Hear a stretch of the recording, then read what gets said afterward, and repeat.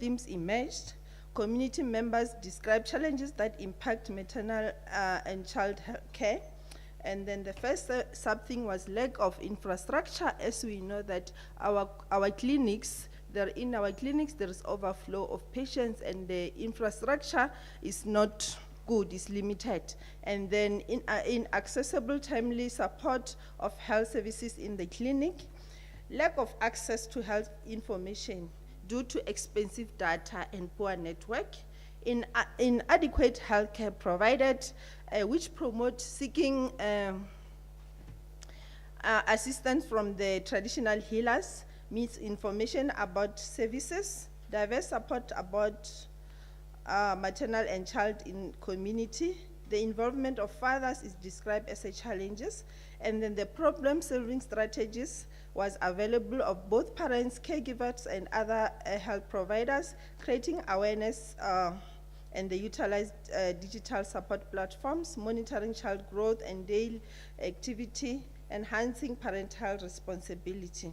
And then this was the rapid prototyping, wherein they were given stationery so that they can create solution. And then I'm just going to quickly play this video just to show how the participatory design process. So this is wherein they were presenting their slides for their presentations for participatory design, wherein they were finding solutions. And then our recommendation, number one, participatory design can improve the overall quality of the study by allowing for more comprehensive problem solving. Again, it is recommended that fathers should also be involved in raising their children, because most people think that raising a child is the responsibility of a woman. Adoption of a participatory design will adequately account for cultural norms to adjust core design activities to each socio-cultural context. In conclusion, there's a need to adopt the participatory design to adequately account for cultural norms and adjust to core design activities to each socio-cultural context. It is also recommended that the father should also be involved in raising their children. And then how does this study contribute to the body of knowledge? The study findings provide a point of reference for the implementation of participatory design method in health science research. The study present findings that are based in rural context where there's diverse cultural activities which play a significant role, thus suggesting the context should be taken into consideration when implementing maternal health services.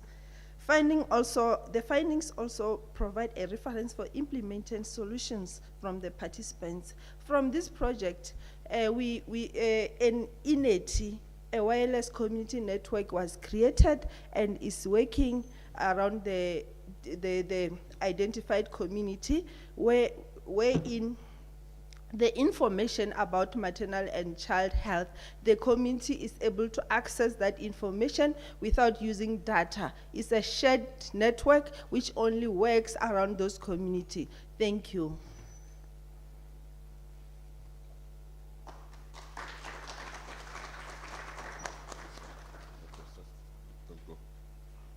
Thank you very much. Can we have 2 questions? After this wonderful presentation on digital use, Prof. Linda? Thank you. That's really interesting. And very interesting thoughts. I really like the community wireless concept. Didn't quite get the role of fathers and how this interacted with the digital participatory approach. Is that because they No, the role of the father, it was during when they were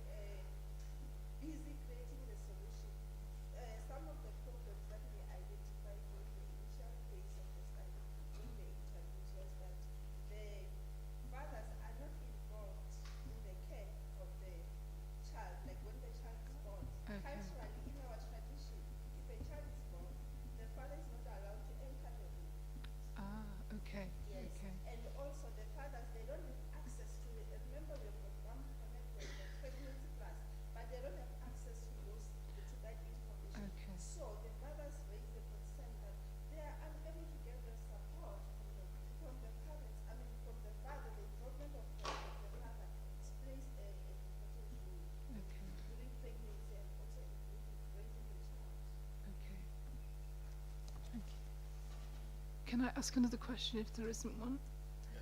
So the community wireless network, which I think is fabulous actually, because this is something we're struggling with in Uganda around digital health and using digital tools. How is it funded and how does it carry on outside of the funding? How do you support it? It was funded by the DIDA from UK, and then with us, it's working. It doesn't need any sustainability or any services. We have got our partners from Cape Town.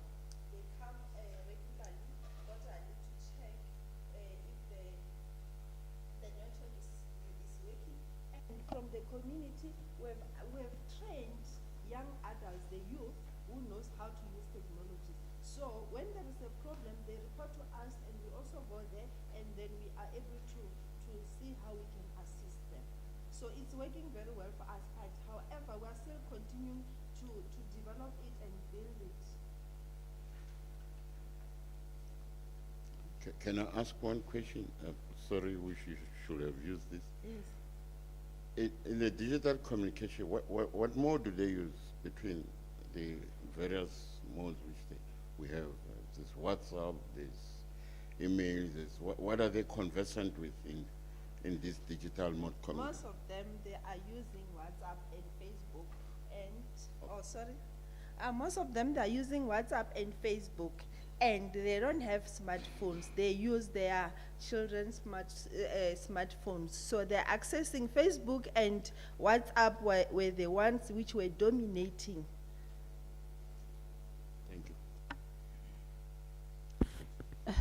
Thank you. Thank you.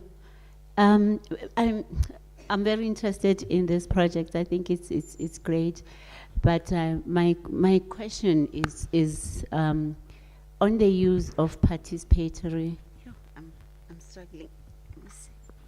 On the use of participatory action research, I'm just asking myself, in adopting this actually a very superior method of working with communities, is it going to be easy to adopt this method for all kind of research, or it is a method that will only work in certain, kind of research?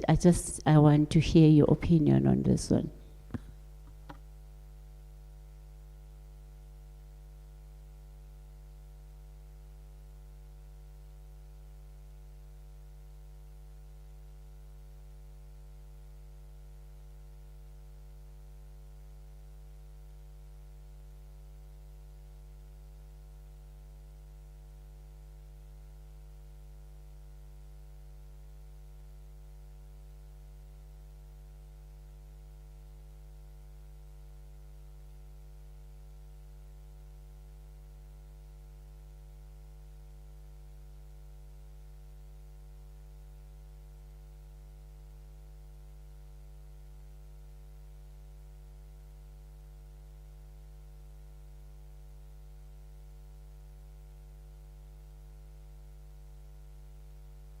The student, I think we should also check the issue of the time, because participatory design, it takes a lot of time because you need to train them, you need to take them on board. So it for PhD and masters, it might not work because of more especially for masters, because of the limited time that our students have. Within 2 years, I don't think that it will be feasible to conduct the participatory design. I hope I've answered your question, Prof.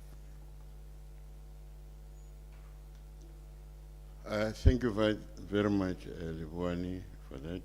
I think if you still have more questions, Lebohani will be available. Right. In that note, we'll move to our next presenter, Mkhatshwa TN, who is also from the Department of Nursing, the School of Healthcare Sciences at our university, who will present dysfunctional uterine bleeding's effects on women in Enhlanzeni district. Is the technician here? Yes. Thank you. Please let's have a round of applause welcoming him, Kacha. Thank you.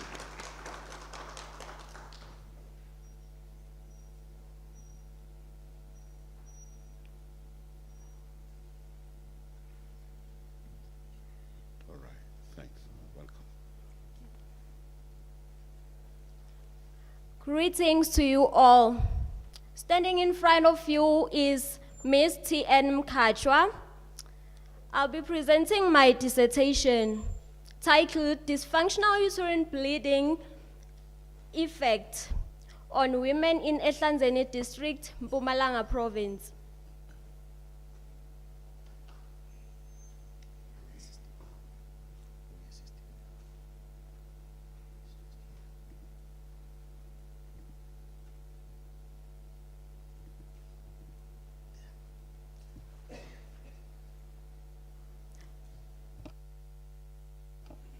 The overview of the presentation: introduction and background, problem statement, purpose of and objectives, research design, methods, presentation, interpretation and discussion of results, conclusion, significance of the study, and recommendations. On the introduction, DUB, dysfunctional uterine bleeding, which is abbreviated as DUB, is a condition that only affects women. It is characterized by spotting, heavy bleeding, or absence of periods and breakthrough bleeding unexpectedly. DUB has been associated with negative physical, social, emotional, and mental impacts on quality of life of women suffering from it, along with the direct impact on the women and family. The effects also include costs on both economy and health services. These authors found that of 40,056 premenopausal women, 27.2% experience heavy menstrual bleeding in their lifetime. This is because the treatment of DUB could lead to resource strain in health sector, reduced disposable income, and diminished economic activities for the sufferers. For women in sub-Saharan Africa, DUB is a concerning health condition that health system has grappled with. DUB could produce low self-esteem among the sufferers.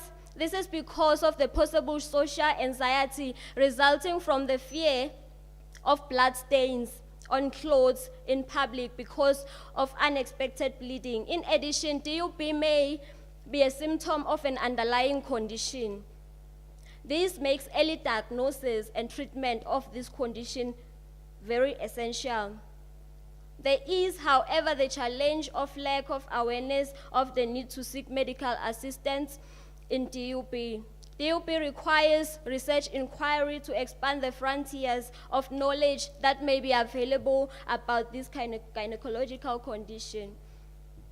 The researcher noticed that at the selected primary healthcare facility, a day does not pass without 1 or 2 women consulting that they suffer from DUB.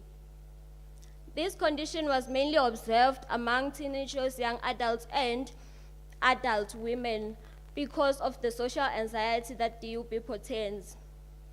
Sometimes the learners and the women suffering from it, they tend to absent themselves from school because of this condition. As such, this study was conducted to explore and describe the effects of DUB among women at a selected primary healthcare facility in Ehlanzeni District, Mpumalanga Province. The purpose and objectives. Purpose of the study: explored and described the effects of DUB among women at a selected primary healthcare facility, Ehlanzeni District, Mpumalanga Province. The objectives of my research: the study explored and described the effects of DUB on affected women at the selected primary healthcare facility in Ehlanzeni District, Mpumalanga Province. Research methods and design. This study adopted qualitative, exploratory, descriptive design. Population and sampling. All women who suffer from dysfunctional uterine bleeding were the population. A non-probability convenience sampling method was used to sample participants from 18 to 60 years of age who accessed the clinic during the time of data collection. 20 women consulted during this period. Data collection and analysis. Individual face-to-face interviews were conducted with each participant, and data saturation was reached by the 12th participant. The study adopted the 8 steps of text open coding method. Results. The effects of DUP results were theme number 1, impact on physical and daily productivity. Number 2, economic impact, and they have got their sub-themes. I won't read them because of time. Interpretation and discussion of results. Theme 1, impact on physical and daily productivity. Sub-theme, absenteeism. Participants reported how DUP affected them physically, and some absented themselves from work and others from school. DUP affected their daily lives and productivity. This is supported by the quotes below from the participant. I won't read them out loud because of time. Disruption of hygiene habit. Participants reported that they stained themselves due to unexpected bleeding and changed pads frequently due to heavy bleeding, which interferes with proper hygiene. Drop in productivity. Participants shared their experiences with irregular periods or bleeding unexpectedly led to fatigue and caused them not to be productive at their workplace and school. Ill health. One participant reported that she was told that she had a shortage of blood due to the fact that she bled a lot. Therefore, she was advised at the clinic to eat fresh vegetables such as beetroot to restore blood that had been lost, as her symptoms and signs were indicative of anemia. Theme 2, economic impact. High cost of consultation. Participants experience high cost of consultation when it comes to consultations to traditional healers. They complained that it was too expensive and a waste of money because the medication or the potions that they gave them did not help at all. Conclusion. Women suffering from DUP suffered from effects which include absenteeism from school or work. Some stained their wares in public and had to deal with embarrassment and shame. Some encountered financial loss from high cost of consultation, drop in productivity, and poor health. Community awareness of the condition was recommended, which included teachers, managers, adult males and females, adolescents, and youth involvement in the education of reproductive health conditions affecting women. The significance of the study. The effects of DUP among women were identified as they will raise awareness among both healthcare workers and women, leading to women seeking medical help earlier.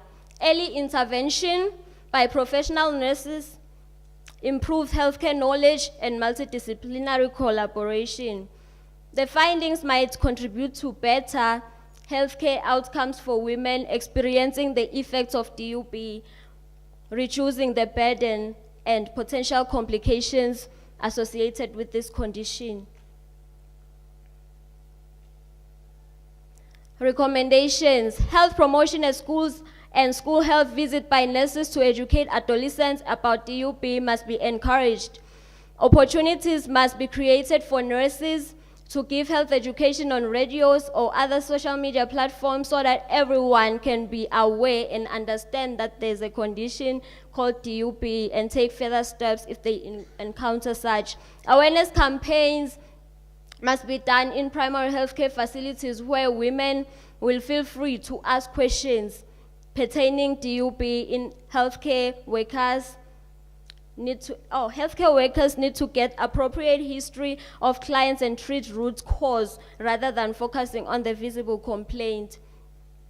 The healthcare professionals should also understand the effects of DUP together with its causes and apply proper management for DUP. Thank you.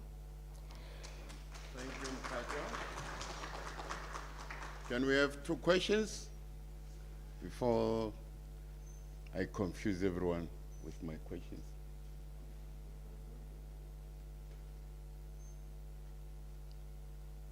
Thank you, ma'am.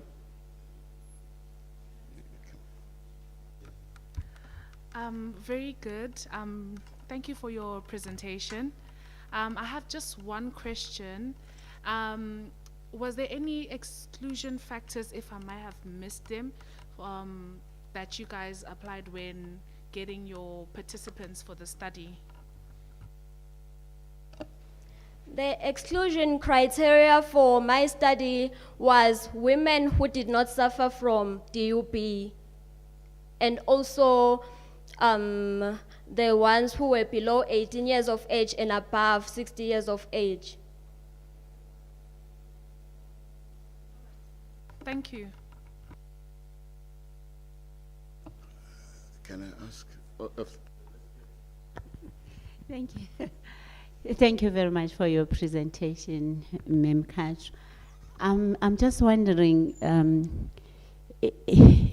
it looks like, maybe let me put the question this way. There were no issues that were related to the sexual issues, whether this uterine bleeding caused for the women. Unfortunately, I couldn't understand. Can I get clarity of your question, ma'am? Okay, my question is, you know, uterine bleeding would affect the sexual behavior of your participants. Was there no issue around it as a problem?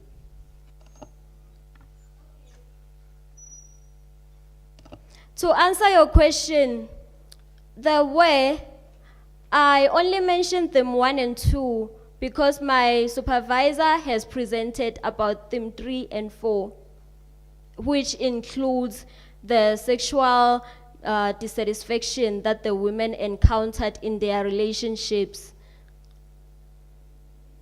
So I only mentioned this once because of time. Okay, to add on that, yeah, women do encounter problems in their relationships sexually, and it leads to cheating or infidelity, because you can't be in a relationship. It's not good for men to be in relationship with those women, because they'll be bleeding even throughout. So they decide to go outside and cheat. I'm not saying it's a good thing, but I encountered some women as participants saying that they experienced such effects, and they ended up divorcing with their partners because during sexual intercourse there will be breakthrough bleeding and it irritates the men. So yeah, it really affected them and led to depression. Any other question? Yeah, thank you.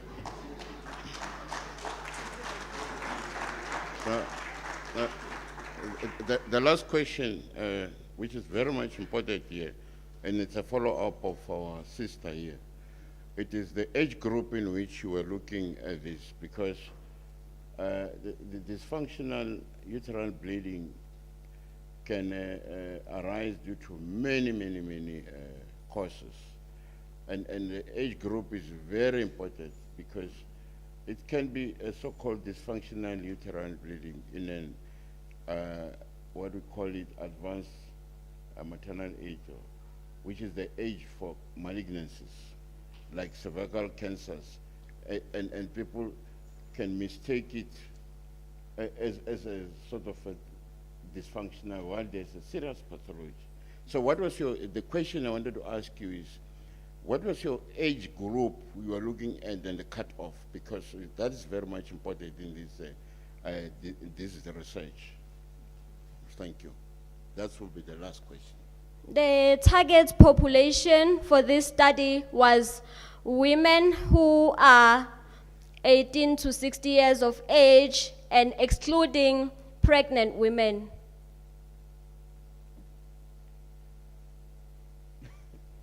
I hope it's your last question, sir. Thank you.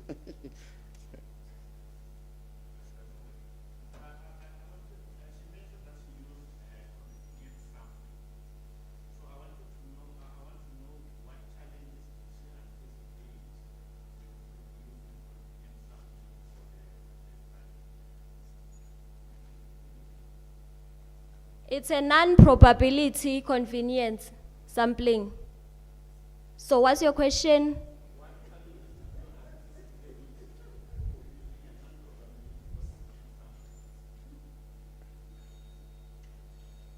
Okay. So if you can use the mic, I think she can hear you properly.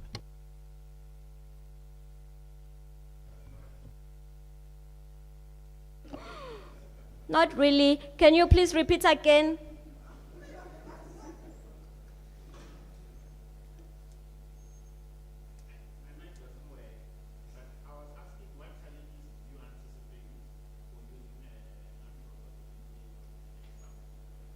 Okay, I used a non-probability convenience sampling method in order to get an in-depth information from the participants which consulted at the clinic during the time of data collection. So non-probability, that's why I used it, yeah. Thank you very much, Ma'am Kanja. Now, this is a research which I think will need to be followed up and built up on, because it is really affecting, there's got a serious life, economic, social impact to the women. And I will propose that with your supervisor and that we should follow it up, and it's a very important research section. The next presenter will be Ngwenya. Ngwenya from, is Ngwenya here? Oh, sorry, yes. She will be presenting to us. Hello? You talking? Mkoto. Oh, okay. If Mkoto is ready, it's fine. Yeah. Do you have it? Yeah. We wanted somebody who's ready, yes. All right. Since you have called it Mkoto, you can come in. Your presentation is ready. Mkoto will present to us psychosocial challenges faced by pregnant teenagers in the Tsobotla sub-district in the Northwest from the Department of Nursing. Please have a round of applause welcoming. Thank you. Wonderful.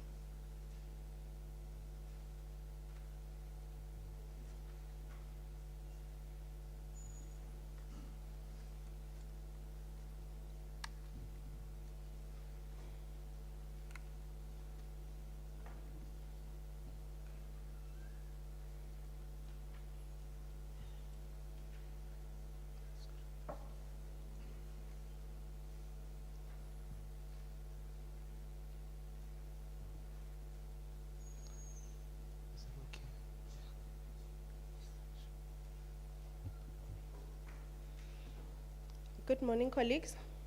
I am P.N. Mukoto from the nursing department.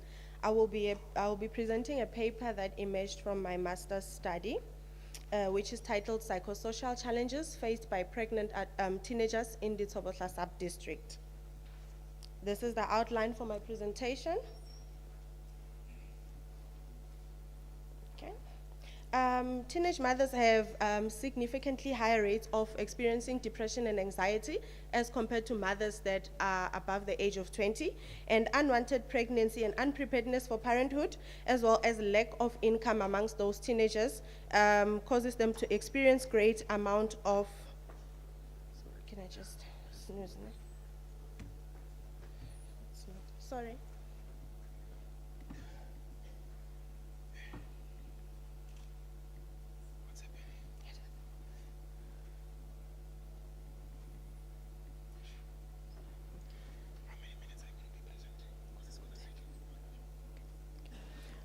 Sorry for that, thank you. So as mentioned, that the unwanted pregnancy, unpreparedness for parenthood, as well as lack of income, causes those pregnant teenagers to experience great amount of stress. And this is further complicated by the stigma and rejection that they experience from family, friends, and partners. Okay,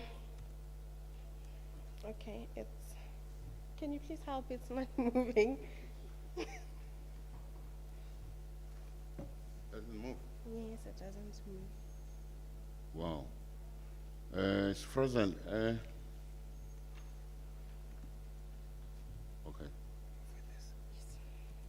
Thank you. Oh, thank you.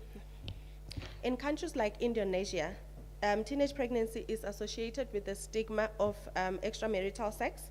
And in the Northwest Province, teenage pregnancy is associated with ignorance and lack of knowledge regarding sexuality. So this study was conducted in the Northwest Province, the Tsobotla Sub-District, under Ngaka Modiri-Molema District, and that sub-district is serviced by 18 clinics, which also includes mobile clinics. So the methods that were followed in this study, a qualitative research approach was followed, and an exploratory, descriptive, and contextual design was employed.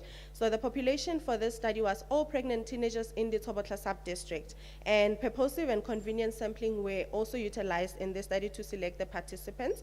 And data saturation was reached after interviewing 8 participants for the study. So what's interesting is this study was conducted during the COVID-19 period. So the initial plan was to conduct face-to-face semi-structured interviews, but however, because of the pandemic, we had to end up using WhatsApp video calls for the interviews. So then data analysis was done using the conventional content analysis. So 3 themes emerged from this research. The first theme, which is psychological challenges. Pregnant teenagers in the sub-district reported that they experienced shock and anxiety when they found out that they were pregnant. They also experienced depressed moods, and they also had poor coping skills. The second theme that emerged was social challenges, in which they reported that they felt that they had disappointed their family, and they also experienced the stigma from their family as well. And then they also had challenges with the negative attitude towards them by the nurses in the clinics. And they also experienced financial constraints, rejection by friends and partners as well. The third theme that emerged was the suggestions that could be utilized to address these challenges that they were facing. And it was suggested that health education programs for teenagers be implemented, then health awareness campaigns for the community members, raising awareness regarding the psychosocial challenges that these pregnant teenagers are facing, and then as well as provision of family planning methods in schools. So the recommendations for this study, then it was recommended that further research using other research methodologies like quantitative research be employed, so in order to utilize a large number of participants, as well as generalize the results. And then further research focusing on the strategies to address these challenges was also recommended, as well as implementing family planning programs in schools. for teenagers, because not many of them come to the clinic for these services. And as they had already mentioned, that they experience negative attitude from nurses, so it was recommended that maybe if we can move those services to the schools, it would be more effective. And then the conclusion, findings of this study established that pregnant teenagers in the Thobotla sub-district experience depressed moods, rejection, negativity. Oh, thank you. And it was then recommended that health awareness campaigns and education programs would help reduce the stigma in the community, and also raise awareness regarding family planning methods that are available for teenagers in the sub-district. Thank you very much.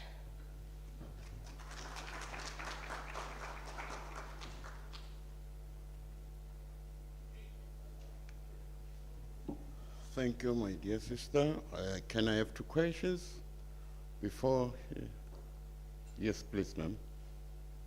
Thank you so much for your presentation. The only question I have has to do with the sample size. You said that you had 8 participants. So my question is, do you think having such a small sample size may have had a limitation, or may have contributed to a limitation to your study?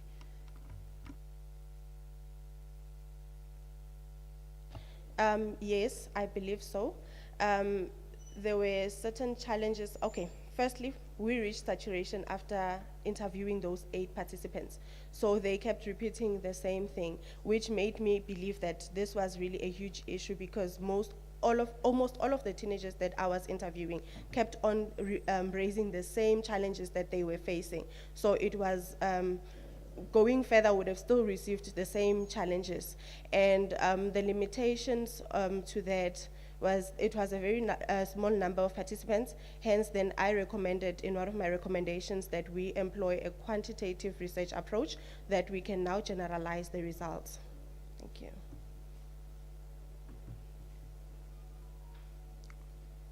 Can I ask a question also? Yes. Right. Your findings is like a teenage pregnancy is a normal accepted happening or event. I would have expected you to go in this detail. What really caused, because in a normal society, we shouldn't be having it. So did you try and look at that side to say, what are the interventions to prevent this? Because that's the most critical part of this, except the psychosocial support. Yes. Thank you very much for that question. So the focus of the study was to understand their psychosocial challenges. However, I do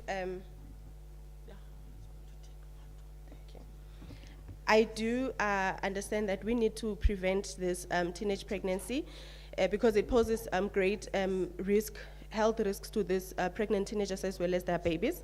There has been research that has been done that is working in terms of strategies to prevent this. There are family planning methods that are available in the clinics, and there are also programs nationwide that are there available to help curb this national health challenge that we have. However, we still have pregnant teenagers coming to the clinic now and again. So maybe to say what prompted me to do this study as a nurse working in one of those clinics was that we would experience that most of the teenagers who were pregnant came to the clinic, some with attempted suicides, some came with signs of depression. So that's what prompted me to actually look into the psychosocial challenges and what support can we give them, though we also need to encourage abstinence and then family planning methods used. But however, those that are not using them, we need to support them still.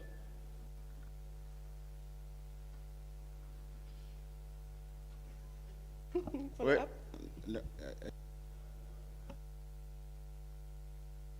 problem with, I know that the culture evolves, but I don't think we have evolved to such an extent that we have normalized the teenage pregnancy. So we're still very far. So I will be expecting a good research looking at that, even though we need to give the support, but what is the major issue so that the ones we have who have who are pregnant are the last ones. So then we take care of them, and that will be providing the solution. But anyway, thank you very much. Wonderful. Can I just have 2 seconds to? Okay. Teenage pregnancy does not only just come out of promiscuous behavior. We've got teenage pregnancy that results from rape, that results from child marriages, that also results from rape amongst family members, fathers and brothers and uncles in the house. So we need to also support those pregnant teenagers as well. I know we need to stop them, but we need to also provide support as well. Thank you. Oh, done? Can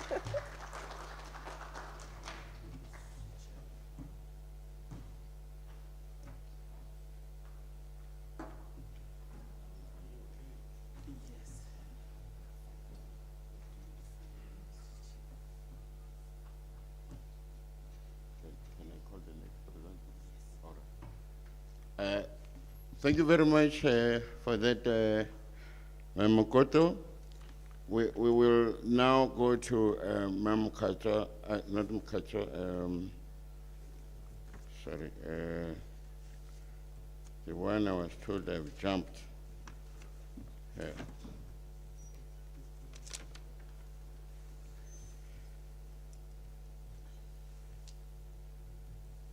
Ngwenya MX, it's Ngwenya here? Thank you. Ngwenya will be coming to us to tell us about the research in the Department of Nursing, which is a qualitative study on digital health utilization in early detection and treatment of preeclampsia by pregnant women in South Africa. This is wonderful. I think we can welcome you. A round of applause while they are busy uploading the presentation. Thank you.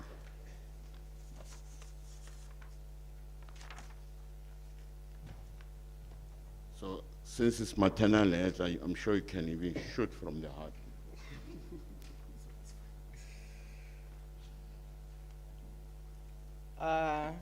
Greetings to you all. Standing before you, it's Mr. Ngwenya MW. They made a mistake, they said MX. It's MW.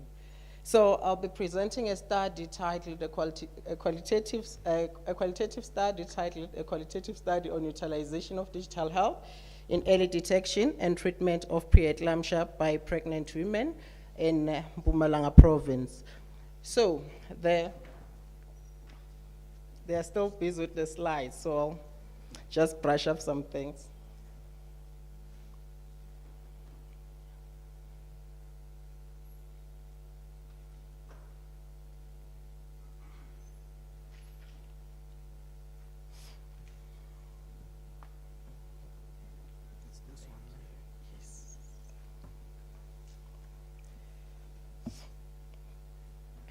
So preeclampsia affects 8% to 10% of pregnant women. It has an effect on the fetal-maternal well-being of the pregnant women, further leading to catastrophic outcomes. So an average of 76,000 maternal deaths and 500,000 neonatal deaths are reported yearly as a result of preeclampsia. Now, these questions, the United Nations goal in reducing maternal death ratio by 70 per 100,000 lives.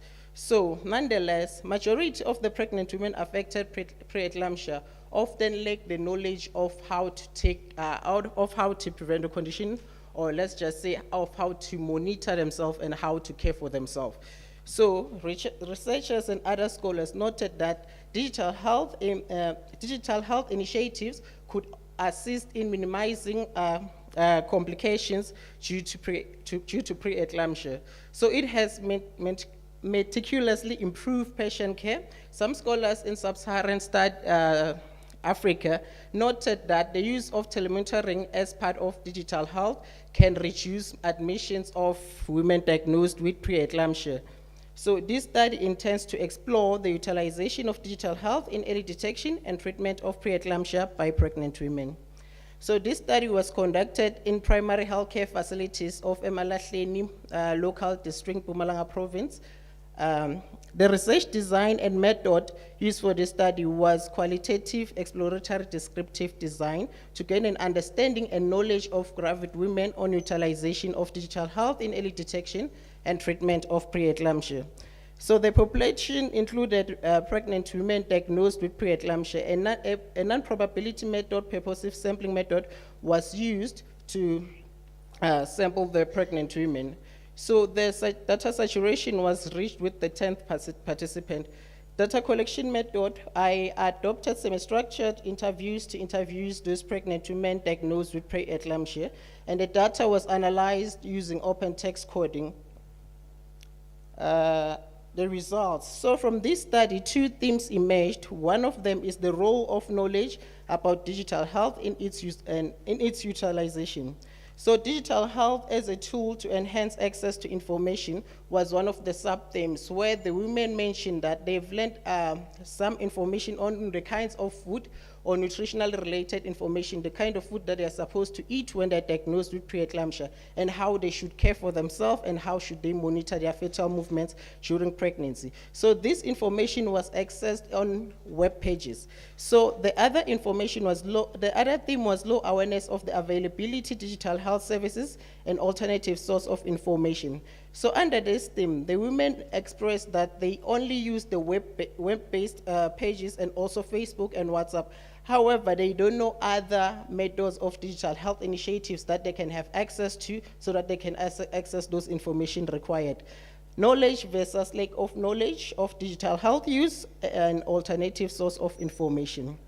So under this sub-theme, the women expressed those ones who had knowledge. I've already explained what they expressed, but those ones with lack of knowledge stated that they learned some of the information from friends, from local clinics, and also from midwives from local clinics, and also families. So others, they use the information from their previous pregnancies as they learned at the local clinic and hospitals where they admitted.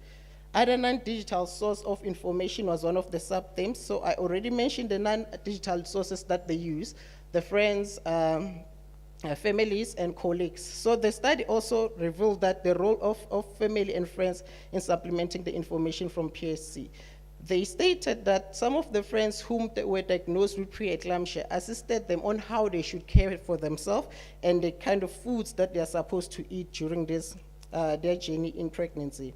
So theme 2 included the barriers for digital health use. So despite the lack of knowledge among some of the women, those ones who were having access to digital health initiatives expressed that poor network connectivity and lack of technological knowledge was one of their barriers.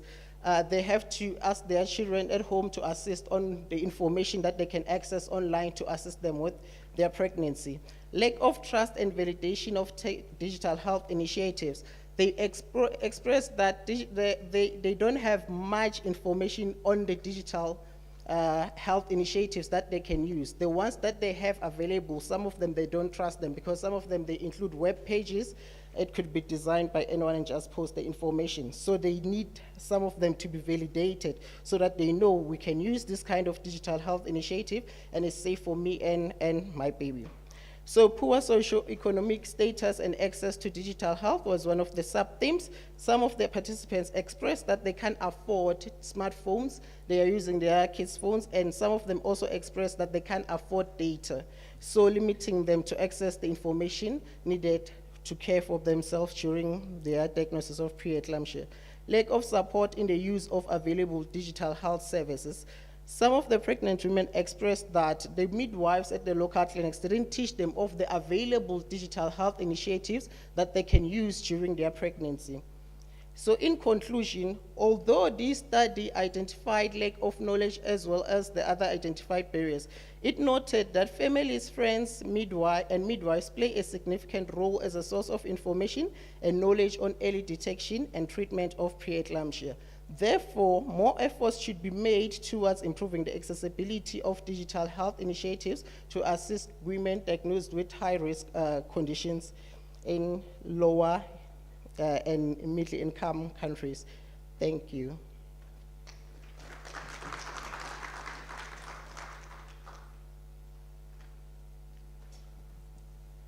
Thank you very much. See, when you're seated, I could not see whether it's a man or a woman. That's why. Yeah. Can we have 2 questions before he steps down? I won't ask you this time. No. All right. You want me, Prof. Linda Gibson? Thank you. Thank you. Keep it on, yeah, okay. That was really interesting, and it's a huge issue, isn't it, the issue of the digital divide. And one of the conclusions was around how to improve access. So what are the factors do you think that would improve access and would actually sort of tackle this issue of the digital divide? Is it within the nurse's scope, or is it more structural?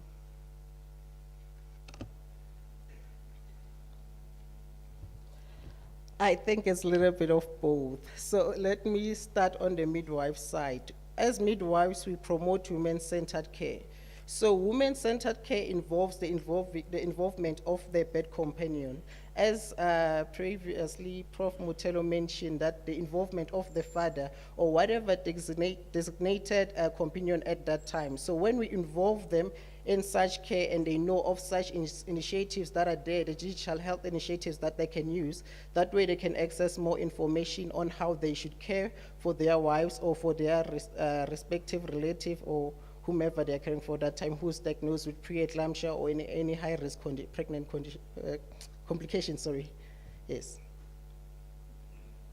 What is the coverage in terms of access? Is it 100% or, you know, kind of, what's the coverage, do you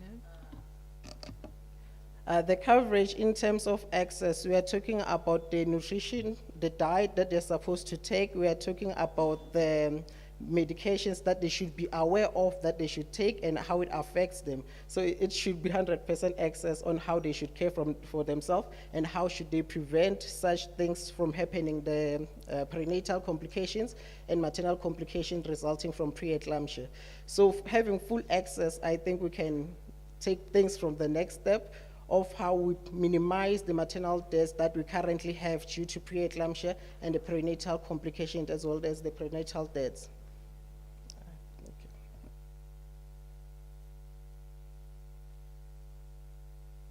Well, I don't think you got Prof's question, so yeah. It was really about access to digital information, and what sort of coverage is there? 100% coverage, so everyone can access it, or is it uneven? How, you know, does it happen in certain areas and not in others? What are the factors there around access to digital information? So with the coverage with regards to access to information, the thing is the ones that we have when we talk of Mom Connect, it only covers the pregnant women who registers at that time. So those are the only ones who can receive the information about their pregnancy and the condition that they're diagnosed with, receiving SMS messages from Mom Connect on how they should care for themselves and and reminders on the medications that they should take during their diagnosis. So in terms of coverage, it has to happen with that person that is registered at that time and is pregnant at that time, and they're involved, they're diagnosed with preeclampsia or in any other condition. I don't know if I answered you. Does everyone have access to digital phones and digital information? That's what I'm getting at, really. In terms of web-based pages, everyone have access to that. Like Mom and Baby web page, it provides information to everyone. It doesn't matter if you're pregnant or not. You can just access it online and it's for free, actually. Yes. question. It is not only that it's available, but for instance, there was somebody who presented that they've put even a network to cover that so that the people can access it. Because if you don't have the network to access all those things which are there in the web pages, even if it's there, it won't be accessible. So in your study, in your area, is it there? Is there coverage that somebody switches on the phone, can easily connect, or now you must have money to buy the data and all this? That's what they, because if without that, then the intervention, you won't be able to disseminate that information which you want, with the crucial information which you found, that if people know about the science and everything related to preeclampsia, which will make them to go to the hospital early, you won't be able to prevent and you won't reduce the maternal death. So that is a crucial question there, which should have formed part of your investigation. Is it available? Like, were they able to access it? Yes, that's what I want to know. So unfortunately, there's no specific network on how they should access. As I've mentioned, poor network connection is one of the barriers that they have, and the expenses, the data expenses, and they can't afford to buy some of the smartphones so that they can be able to access the information online.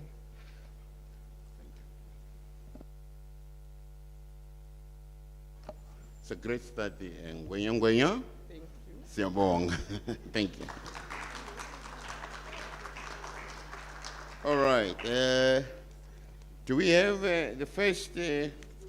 We done. Oh, all right. Thank you. So, are we taking a break here? All right.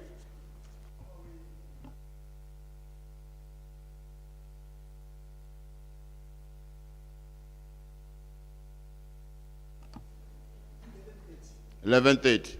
So we are right. 10 minutes is enough. Let's take a break, and then back online since we're done. Wonderful. Thank you. A round of applause, please, to our presenters. Beautiful. Sure.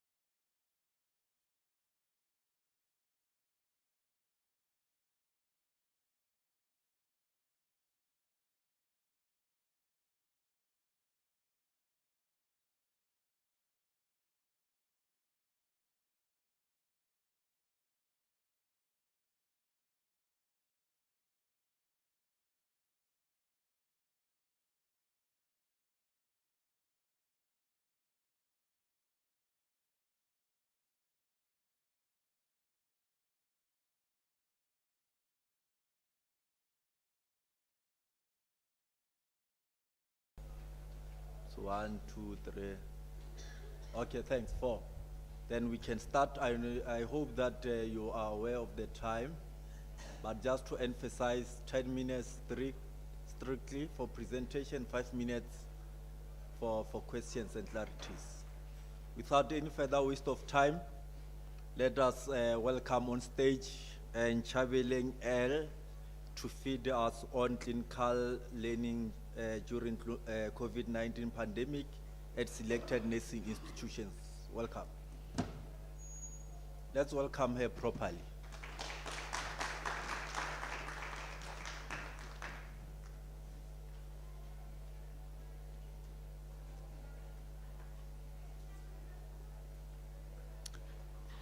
Good day, everyone. My name is Nchabeleng Linda. This paper is a part of my master's dissertation. My supervisors was Prof. Vupapi and Ms. L.E. Manamela. As titled is the clinical learning during the COVID-19 pandemic at a selected nursing institution, Voices of Learner Nurses. This is the overview of the presentation. I'm gonna start with the introduction, moving on to the objectives, the study setting, the methodology, the results, and the conclusion. The introduction. One of the prerequisites during training of learner nurses is clinical exposure as indicated by the South African Nursing Council and the Nursing Act number 33 of 2005.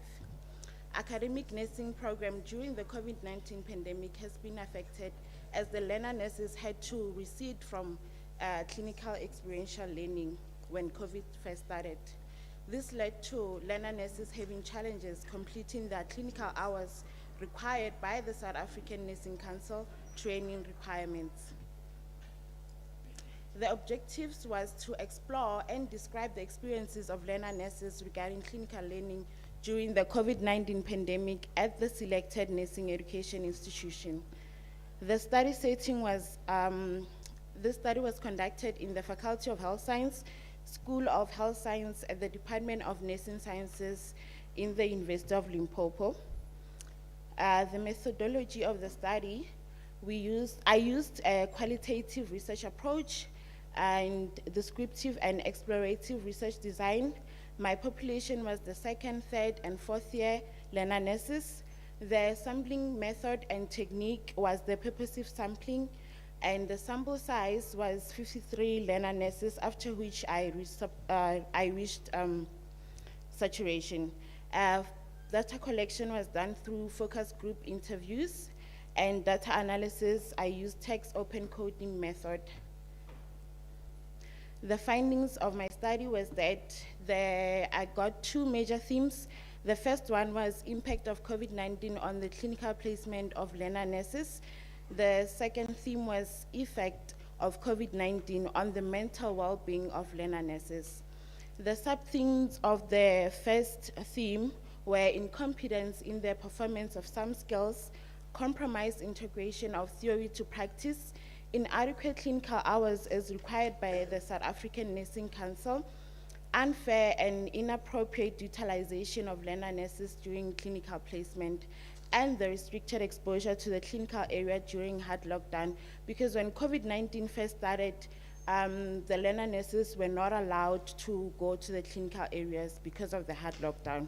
And then the second theme, which is the effect of COVID-19 on the mental well-being of learner nurses, the sub-themes that I found was the fear of COVID-19 infection, the fear of patients. The learner nurses indicated that they were afraid of rendering patient care because they were scared that they would end up also contracting the COVID-19 virus. And then the fear of death, because of the statistics that we were getting every day, the learner nurses were also fearful that they will also be part of the statistics that, part of the people that die from COVID-19 if they get it at the clinical areas.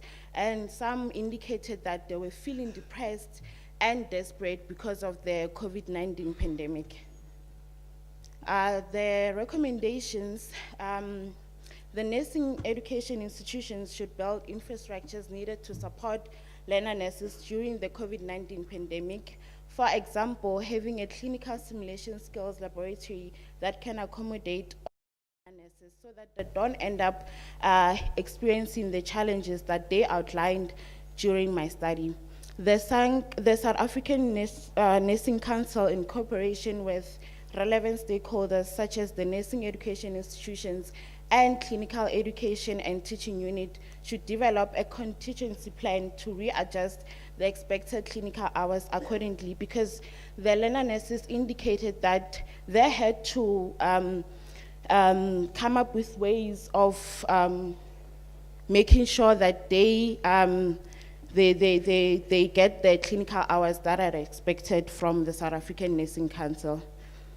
And then the nursing education institutions should provide an in-house psychologist to offer free psychological support and ways to cope with stress and anxiety. For example, having deep breathing sessions, as the learner nurses indicated that they would get depressed, they would even get to the point of being afraid of going to the clinical areas because of the fear of contracting the COVID-19 virus. And I also recommended that future research should develop guidelines to mitigate the challenges that learner nurses experience at the clinical placement during COVID-19 pandemic. In conclusion, the study findings reveal that there are challenges that learner nurses encountered in the clinical areas during the COVID-19 pandemic, including but not limited inadequate clinical hours and the fear of COVID-19 infection. Nonetheless, the clinical learning of learner nurses is vital in equipping learner nurses with clinical competency. Thank you. Thank you. Yes, thank you. It's now time for questions and comments. Because we have got sufficient time, we'll just take 3 hands at a go, and she will be able to respond. Can we absorb hands for questions and clarities? 1.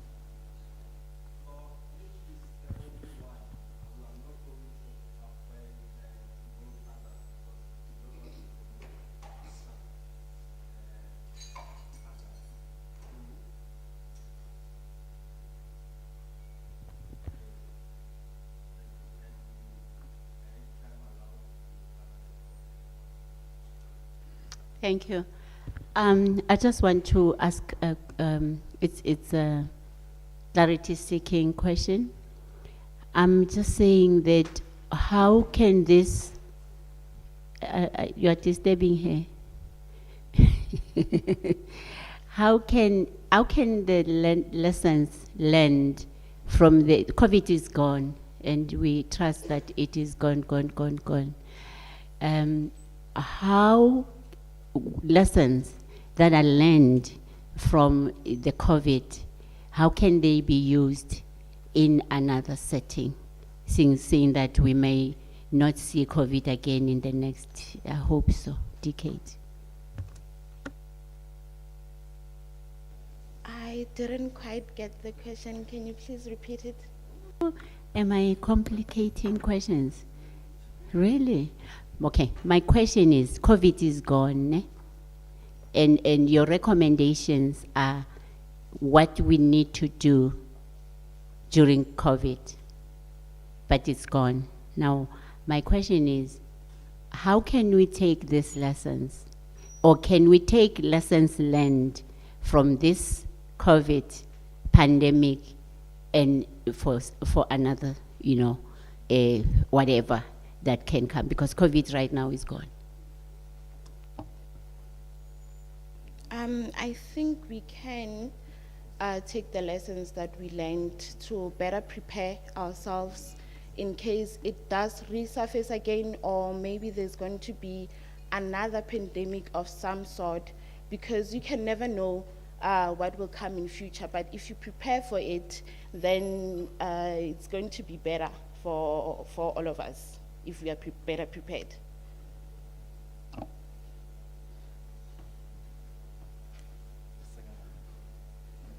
That was a really interesting piece of work.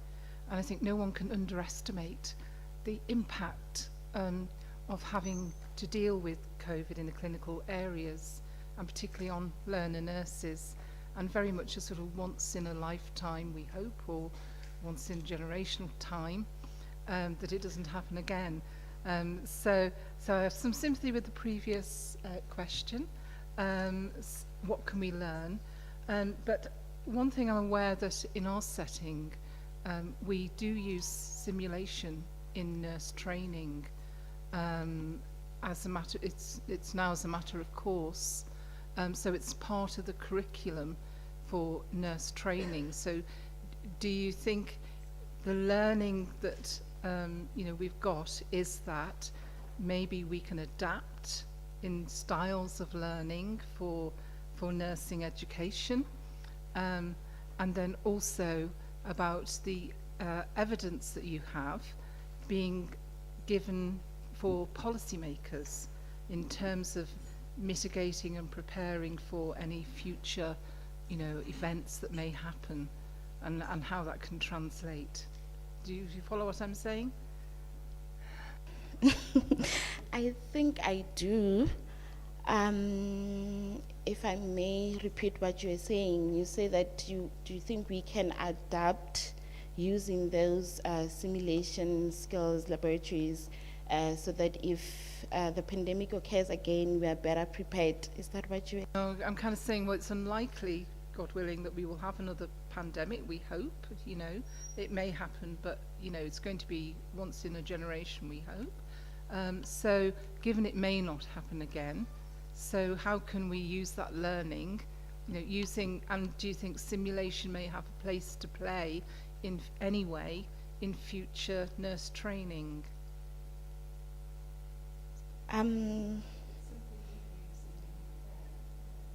It's something we use in the UK, and we've now incorporated it into the nursing curricula as part of training. So do you think that's something that could be adapted? Yes, I think that is something that can be adopted.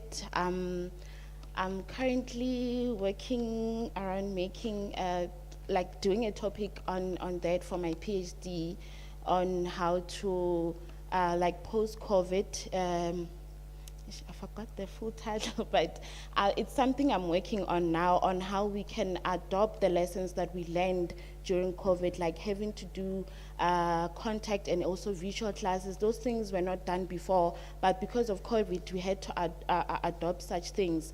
So I'm working on that now, and I think because it's done in the UK, I think also in SA we can. It can be beneficial for us to also use it. Thank you. Thank you. I know the COVID is.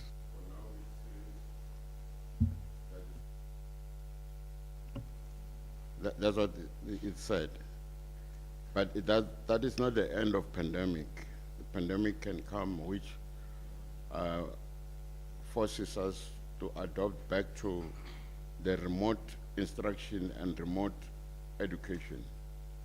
Now the question which Professor Linda and also Professor Madiba asked is, looking at our own infrastructure, are we prepared to be able to can take it through should any such pandemic come back?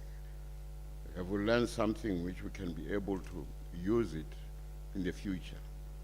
There's even talk of the COVID coming in different forms, if you have. So that's what was a question which was asked about the lessons.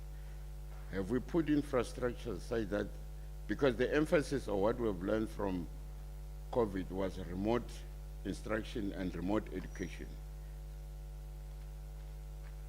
If tomorrow we have something like that, are we going to be able to do that? Because that's what can answer the frustrations which you found out from your qualitative analysis there.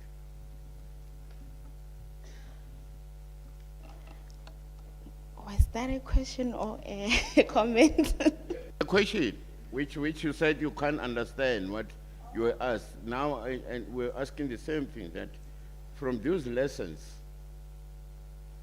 are we having everlasting solutions to remote education or remote instruction? Because that was the emphasis of this virtual lessons and all this, and even clinical impact, which they're talking about, the simulations and all of that. Do we have the infrastructure in place which can, if tomorrow we have a pandemic of similar, which prevents us from touching patients and all this at the same, are we going to be able to move and be able to come in for education? Because that's what you're looking at, isn't it? Yes.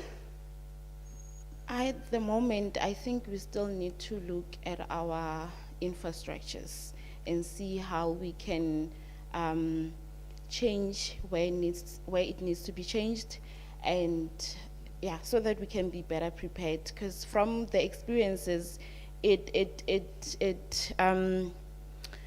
showed that we are not really prepared if such a pandemic is to come again. So I think we can really learn from this and try and work around how to change for the future if it does happen again. Hopefully it won't. Thank you. Just before we note another set, are we still doing well in terms of time to note? Okay, thank you. You have done well. Let's clap hands for her. Thank you very much. We are going to, in terms of the program, we will have to, for now, skip the next presenter. Maluleke, they're still sorting technical issues.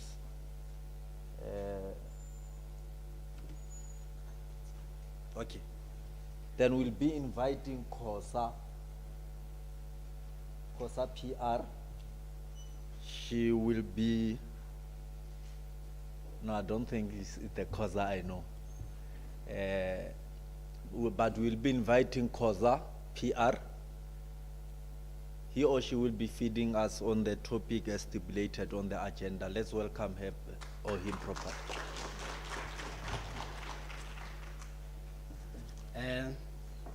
Okay. Good day, everyone. I'm Slombo MP. I will be on Kosa's behalf as he is not currently around. He is busy with his commitments as he's still a student. So I will be presenting on a topic about dry eye amongst HIV and AIDS patients who are on antiretroviral drugs. Now, on introduction, generally, HIV is a public disease affecting various systems of the body, including the eye itself. Then, studies have shown the prevalence of ocular disorders in patients living with HIV to be ranging from 50 to 80%, whereby dry eye was found to be the most common disease in HIV and AIDS patients. And it is characterized by the loss of homeostasis of the tear film and accompanied by its symptoms, which can include foreign body sensation, whereby a patient can indicate, "Good, I feel like there is sand in my eyes," ocular dryness, light sensitivity, and many more. Purpose. The purpose of our study was to investigate dry eye in people living with HIV and AIDS and are on antiretroviral treatment. Method. Our study was conducted at ART clinic at Mankweng, whereby 130 individuals were used as a testing sample, those who were HIV positive, and 48 were used as control. A convenience sampling was used, whereby upon selection of the control, we decided to exclude individuals that are using non-medication that can cause dry eye, including those who underwent ocular surgeries, as it might affect their tear film. All participants signed a consent form prior to inclusion. And upon the dry eye investigation, 2 standardized methods were used, whereby it was SHIMA and TBAT. SHIMA is basically a test whereby a sterile paper is placed on the lower edge of the eye like of the eyelid, ne? Whereby a patient is asked to close the eye, and it is taken for, should close the eye for 5 minutes, ne? So that strip of paper will wet. Then after 5 minutes, you remove the strip, then you measure the wetting distance, whereby results less than 10 millimeters are regarded as low. They're not the same as TBAT. TBAT is a test, Leona, that check the tear stability, whereby patient is like fluorescent dye is placed in the eye. Patient is asked to blink at least 5 times just to distribute the dye amongst the eye itself. Then patient is asked to hold the blink. Upon the patient holding the blink, you will be using a certain equipment where you will observe the eye itself. Upon observing, there will be dark spots that will appear there. Then you will take that time in seconds that took the dark spots to appear on the ocular surface. That is the tear breakup time, TBAT test. Statistical analysis. SPSS was used to analyze our data, whereby Shapiro-Wilk test was used to test the normality of the data, whereby significance was placed at P of less than 0.05. These were our results, whereby amongst the 130 testing sample, 102 were females, whereby 28 were males, and on the control, 48. On the control, 30 of them were males, 30 of them were females, and 18 were males, with their mean age of the testing sample being 30.8 and the control size being 30.4. Then upon testing, the mean schema results were found to be 6.7 amongst the HIV and AIDS individuals, while 13.5 on the control, which is at least a bit more than 10. Then same as TBAT. Then their mean CD4 cell count was found to be 275 plus minus 150. Then this is just a box plot showing the distribution of our results, whereby you can see those two graphs, like the first two graphs, they indicate the schema and the TBAT results for the individuals who are on HIV and are using antiretroviral. They show a slightly reduction, whereby on the control it was a bit elevated, whereby the Mickey line is just the 50 percentile, the median. Then this is a regression analysis, whereby this regression analysis, it shows the relationship between CD4 cell count and schema test on HIV patients, whereby it showed a relationship whereby the lesser the CD4 count, the more severe or the more prone the patient will have dry eye. Same as this one is also a regression analysis, but it's for TBAT, this one. It's the same thing. The more the CD4 cell count, the more the severe the dry eye is. Just go on, it's a bit scattered. Then on discussion, the cause of dry eye in HIV and AIDS individual is unknown, but possible cause could be the HIV itself enters the eye, whereby some ARVs don't enter the eye, and the HIV will damage the lacrimal system. Another potential threat to the eye is immunorecovery uveitis, which is just a swelling of ocular structures that is caused by the HIV itself. Then limitation on our study. We had 130 patients, which we can say it's just a small sample. However, another thing, we're not able to investigate the viral load and to get the duration of how long has the patient been affected with their condition. On conclusion, all HIV patients should be investigated for dry eye, whereby ARV can improve the patient life, but the quality of life affect the quality of life due to dry eyes. Then, on acknowledgements, I would like to thank the Research Day organizers, our Department of Optometry, and my supervisor, Prof. Matebula. Thank you.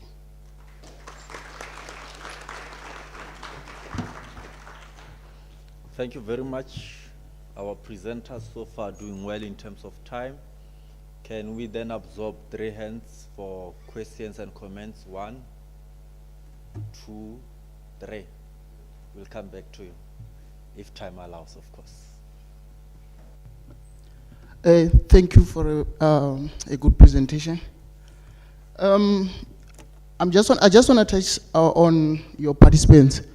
You mentioned that you only you excluded those who are on medication that can result in dry eye. So my question is on age now.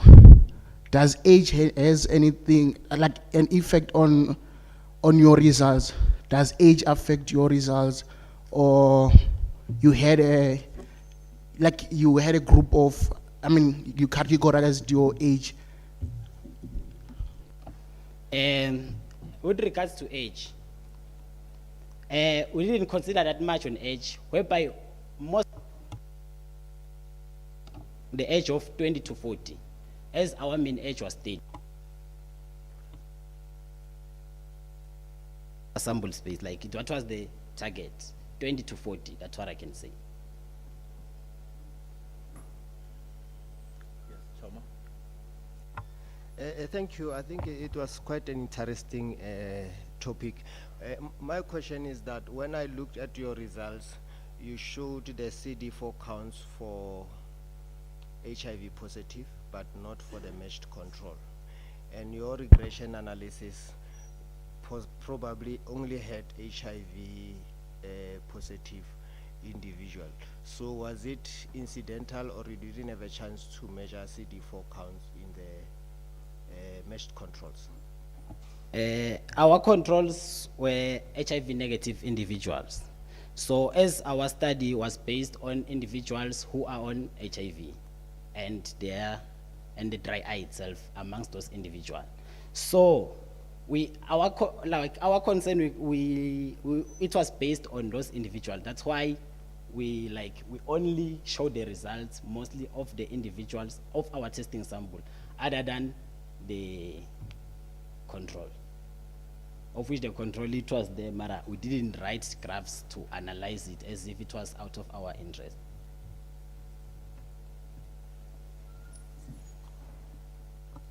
Thank you, Mr. Salombo. Since we know that HIV causes dry eye, ne? Regarding your inclusion criteria, how did you select the participants? Like, how did I select the participant? Okay, I indicated, Gori, it was a convenient sampling. So, participants were like asked, then they volunteered to come. Like, or I don't get your question. I wanted to know that, did you consider regarding considering the CD4 count before selecting the participants? We didn't consider the CD4 count before selecting the participant. But upon testing, that's when we did the CD4 count, whereby we got our mean results. That's where we draw the regression analysis, showing the relationship between the CD4 count and the ocular dryness. So, but if I understood, you wanted eligibility, your primary question, but Yes, actually what I wanted to know is the relationship between dry eye and the amount of CD4 count.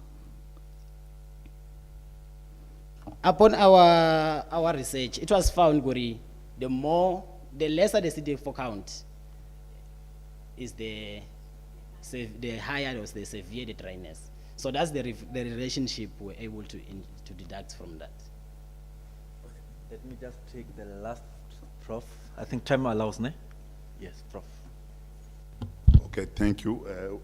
What was the commonality in terms of treatment, between your control group and the HIV-infected patients?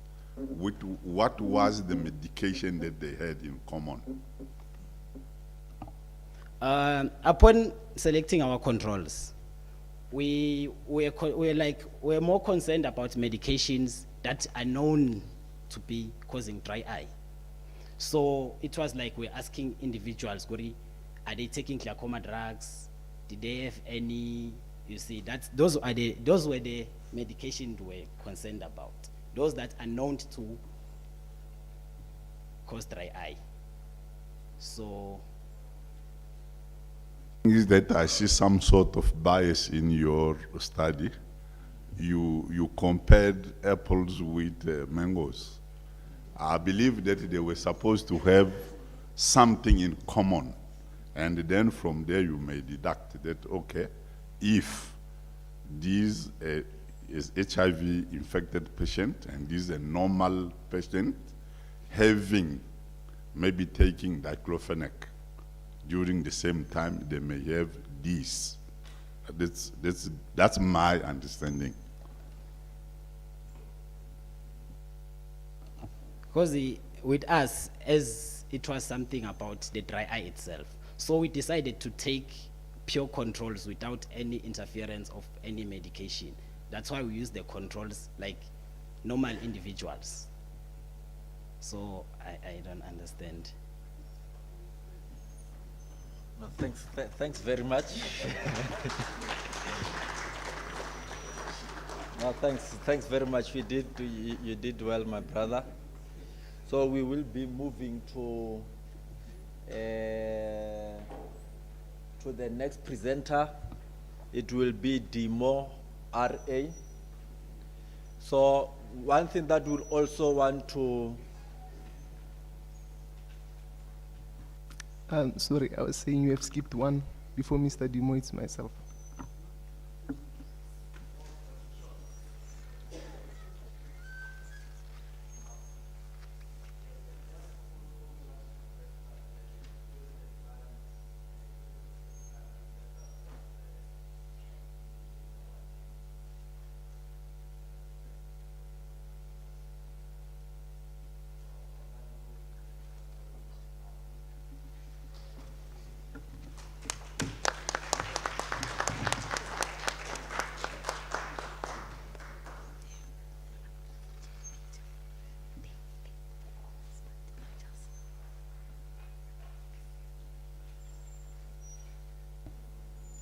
Thank you so much. I am Kapu KG, and this retrospective analysis focused on the use of bedaquiline in treatment of pre-XDR and XDR pulmonary tuberculosis patients in Limpopo province.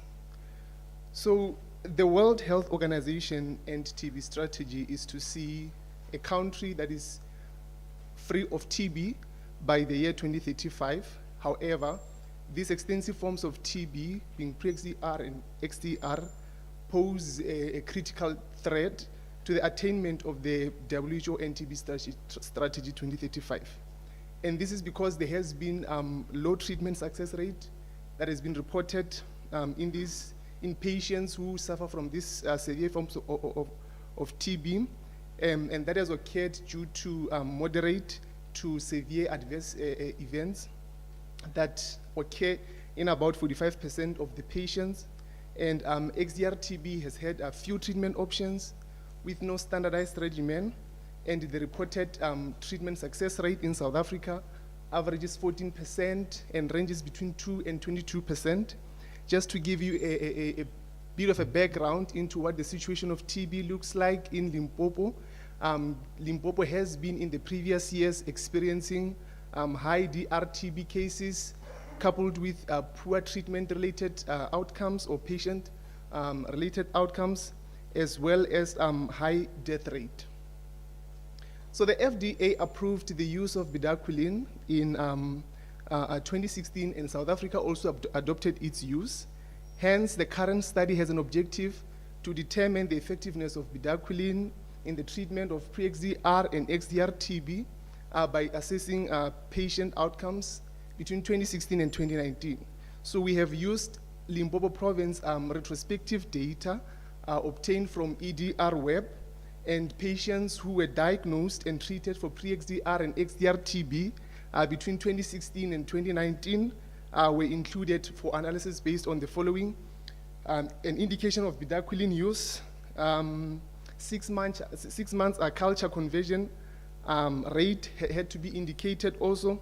Final treatment outcome of the patient also had to be indicated.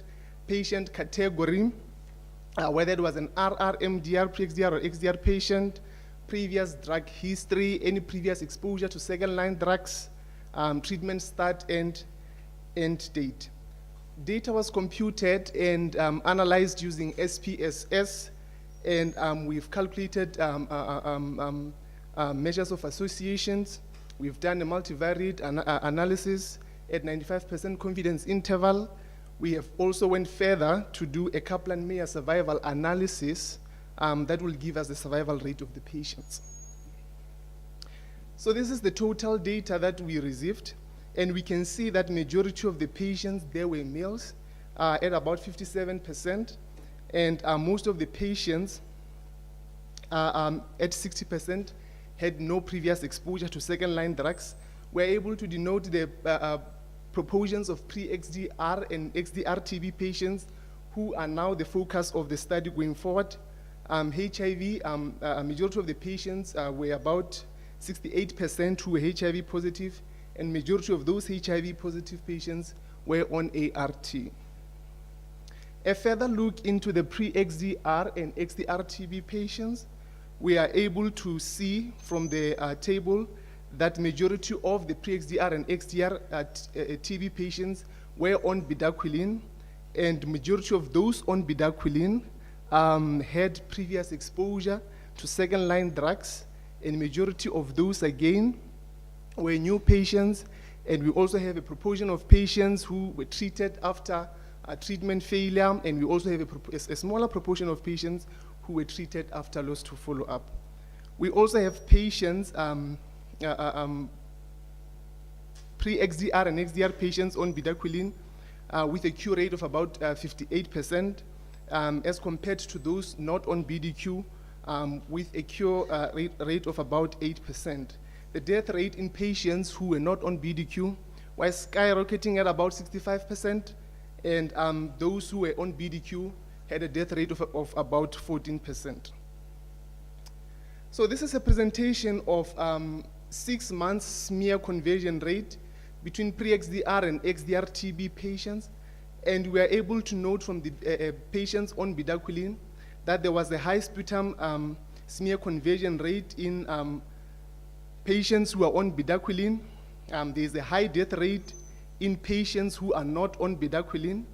And there is something also interesting to note, that there was a high proportion of patients in BDQ patients who remained smear positive at the end of the 6 months. However, when you compare that to the non-BDQ patients, we see a smaller proportion of patients who remained smear positive at the end of 6 months. But when you take that finding and you relate it to the death rate, you can see that both these two variables, the 6 month smear conversion rate and the death rate, seem to be proceeding at an inverse proportion, meaning the reason for the smaller fraction of patients remaining on remaining smear positive in non-BDQ patients is because there was a high death rate associated with patients who were not on BDQ. Meanwhile, patients who are on BDQ had a higher sputum smear conversion rate, which means BDQ at least could have provided the patients with a fighting chance against these pre-XDR and XDR TB. We have went on to do what we call a Kaplan-Meier survival analysis. And a Kaplan-Meier survival analysis, we use it to calculate or rather determine the survival rates of the patients in both cohorts, the BDQ and non-BDQ cohorts. And we are able to denote that the horizontal line gives us the survival rate, meanwhile the vertical line gives us, the horizontal line gives us the survival period, while the vertical line gives us the survival rate. So the survival rate gets discontinued if there's an occurrence of an event of interest, being death in this case. So we are able to see from the curve for patients who were not on BDQ that there was a frequent discontinuation of the survival rate curve. Hence, we see the graph frequently dropping down. And as we compare it to the graph of patients who were on BDQ, there was a less frequent discontinuation of the survival rate. What is important to denote from these findings is that the Kaplan-Meier survival analysis tells us that patients who were on BDQ had about 19% chances 19% chances more of surviving as compared to patients who were not on BDQ. Well, seeing that the treatment success of these patients, patients on bedaquiline had over like 60%, and the observed death rate was lower in patients who were on BDQ. Non-BDQ patients also had a high loss to follow-up, and the results favorably compared with larger cohorts of studies. And the studies conducted in the BDQ era indicates that patients' BDQ increased treatment success rate by at least 14%. Well, seeing that bedaquiline has provided a fighting chance against pre-XDR and XDR TB, but question remains, where are we in terms of testing? So the table presented on the screen displays genotypic and phenotypic tests that are currently available for some of the drugs that are used in the drug-resistant tuberculosis regimen. And what is important to note is that there's currently no genotypic test like GeneXpert that is known for picking a drug-resistant TB. There's currently no test that allows us to test for bedaquiline drug resistance. And when you look at phenotypic DST, it is not widely implemented. The low mortality rate observed in the study, I think it strengthens the case for the use of bedaquiline.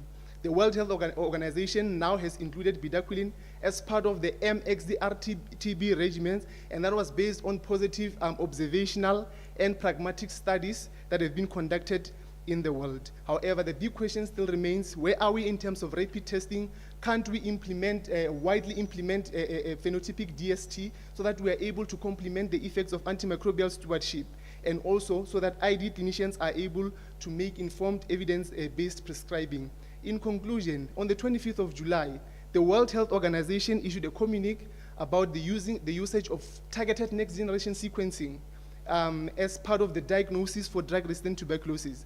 Targeted next-generation sequencing is a class of new diagnostic technology that is able to detect and characterize mutations associated with bedaquiline. But are we in a position to implement targeted next-generation sequencing in laboratories? It is expensive, it requires a special training, and furthermore, targeted next-generation sequencing would require laboratories to procure sequencing platforms, which may not be feasible. So our recommendation is wide implementation of phenotypic DST as well as genotypic tests while we look at targeted next-generation sequencing for the long run.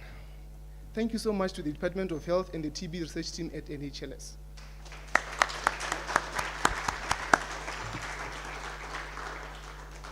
Thank you very much. Indeed, your energy shows that you couldn't afford to be skipped. But let us just note, for now this time we'll take 2 hands because of time factor. Can we absorb those 2 hands? 1, 3, 2, 1. Then that will be the only hand. Then we move to the next presenter. Thank you. You can come. Thank you very much, Mr. Kapu. The question that I have for you is 1. Can you please explain the hierarchy of resistance of tuberculosis strains and how they become the pre-XDR and also the XDR? Thank you. Thank you for the question, Mr. Dimo. If I am to understand your question, you would like me to explain how perhaps a normal wild-type TB becomes drug-resistant to proceed to pre-XDR and XDR TB? Yes, please.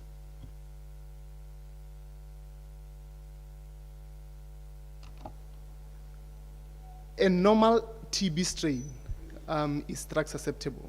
That is the normal wild-type TB strain. So when this strain, and this strain is treated by 2 drugs, that is rifampicin and INH amongst the RIFA4. So if this strain develops resistance, that is, there is resistance to INH through mutations in the CADG and INHA and FEB genes, or resistance to rifampicin through the RPOB gene mutation, it becomes an MDR. So further complication of this MDR, meaning it has developed perhaps resistance to fluoroquinolones, or resistance to second-line injectables through mutations, GYRA A, GYRA B mutations, it then now becomes a pre-XDR if there's only a resistance to fluoroquinolones. Then if there's resistance to fluoroquinolones plus other additional group A drugs, the likes of linezolid and bedaquiline, then we can qualify the strain as XDR. And that strain normally gets referred to Braamfontein for further testing and character. I'm not sure if I answer your question, but I think this is what you might be looking for. Okay, thank you very much. Let's clap hands for him.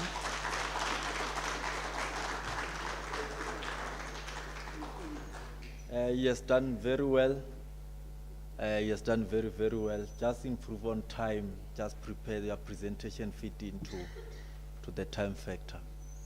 So we will now go to Demo RA.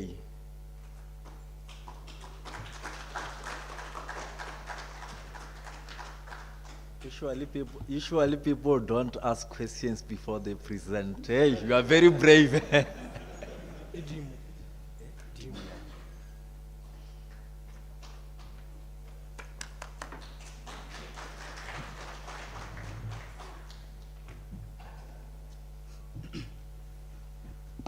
Thank you very much, Program Director. House at Large, Protocol Observer. I'll be presenting my the title of my presentation is titled Prevalence and Treatment Outcome of Rifampicin Mono-Resistant Tuberculosis Patients in Limpopo Province, South Africa.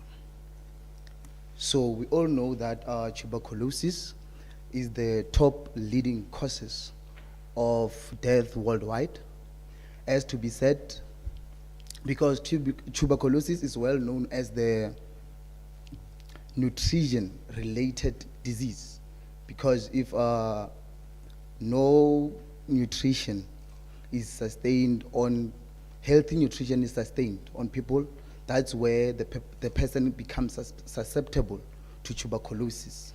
So that being said, 7 countries account for almost 64% of new cases of tuberculosis. The countries among is South Africa. So the situation of TB is fluid by emergence of drug-resistant tuberculosis, in particular the MDR and also the XDR. The MDR is the resistance of at least the rifampicin and also INH. So currently, South Africa is sitting on 3rd% of drug-resistant tuberculosis globally, after India and Russia. So the most effective drugs that are used to treat tuberculosis, they are rifampicin and isoniazid. Those being 2 effective treatment drugs, but they account also for the resistance. So rifampicin resistant is resistant to rifampicin drug, and also the INH resistant is the resistant to isoniazid. So these drugs, when they develop the resistance in South Africa, it doesn't mean that these agents, they occur concurrently. They can they can happen with or without the other. That's why we call it rifampicin mono-resistance. So there have been concerns about the rifampicin mono-resistant patients acquiring also the MDR, and then the prevalence of RMR-TB worldwide is rare, but is sitting on 0.8%. The rifampicin monoresistant TB has been associated with high risk of treatment failure, with the previous observational study suggesting that only 2/3 of the patients had successful treatment outcomes of RMR linked to the acquisitions. So the high proportion of this RMR TB has been linked with the malabsorption. So, although it is widely accepted that regimens without rifampicin are associated with poor outcomes, evidence to guide the management of the RMR TB is lacking. So my rationale of the study is that the previous studies of the RMR TB mainly focused on the epidemiology and risk factors. So while few investigated the treatment regimens or treatment outcomes of RMR in South Africa. Thus, we conducted this retrospective study cohort study on the pulmonary TB patients to investigate the proportion of patients with RMR TB prevalence and treatment outcomes. So the method that we used is that we conducted a retrospective cohort analysis of rifampicin monoresistant TB patients treated over the period of 9 years, from January the 1st, 2011 to 30th December 2019 in Limpopo. So consecutive patients with drug-resistant tuberculosis results were included. And we got this data from the EDR web, and then our data was analyzed using this data visions. So these are the results that we acquired that you see on the screen. That 3,849 patients were there on our spreadsheet, and then we excluded almost 43% of patients, whether being the MDR, because we are only focusing on the RMR patients only. So we found that we included only 57% of our patients in the study, and then 56% being males, 44% being females. And also 69% of our data being HIV positive, and also 26% being negative. And those that got completed with the treatment were 60%. Those got unfavorable treatment was 22%, and those that were lost to follow up was 15%. So these are the results that I've already presented on. And if you check this graph well of the prevalence trends of the rifampicin monoresistant, you can check that in 2011, it was sitting on 30%, that we can say it is the lowest. Mostly the trend starts to increase to 42, 62, because this is the years that usually gene expect was introduced, leading to high testing, meaning rifampicin resistance was able to be detected. Hence, you see even the number being so high. And also, the second graph, it shows us the treatment outcomes from the 2011. So you can see it goes in proportion with the testing. And also the graph of death versus the cure rates. As the death rates also became constant in the first 3 years, being 12%, increasing slightly in 2015, and decreasing around 2016, where there was introduction of new drugs such as pedicillin or so. And then my discussion in this study, we were able to determine the proportion of the RR cases and factors affecting the treatment outcome for patients in Limpopo. Patients without rifampicin interruption had less favorable outcomes, and we recorded more males than females. Reason being, males usually go to clinics or hospital to acquire treatment when they are at a very progressive state. Hence, we see them having more resistance than females, because females are known for going on clinics almost on time.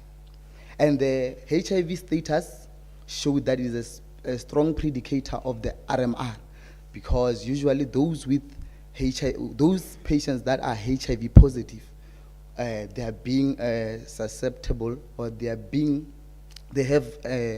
what do you call? They have low immunity, and then that's why they be able to acquire TB, hence progress to RMR. And then this reflect increased vulnerability among the immune compromised HIV infect patients to develop TB, as I was saying. So also, the death rate that we recorded in 2019 was twice compared to 2018. So the strength of this study is that it was a retrospective study over the period of 9 years. And also the limitations that I encountered is that this one, it was a single center study, and also comorbidity, and it was retrospective, and we couldn't do the follow-up of patients, and also it was laboratory based, and also it included both the rural and the urban area. And then in my conclusion, this study, it showed that Limpopo province had a high prevalence of rifampicin monoresistant patients, that in majority it was HIV positive patients. And this data suggests that the evolution of the RMR TB differs from MDR with the potential contribution of HIV infection. So this study showed the low TB treatment outcomes, highlighting the need of more interventions to curb this high rising rifampicin resistant in Limpopo province. And also the patients with rifampicin monoresistant had a high increased risk of poor treatment outcome, and hence we saw the increase of death and RMR TB prevalence in Limpopo. I thank you. No, don't go, don't go.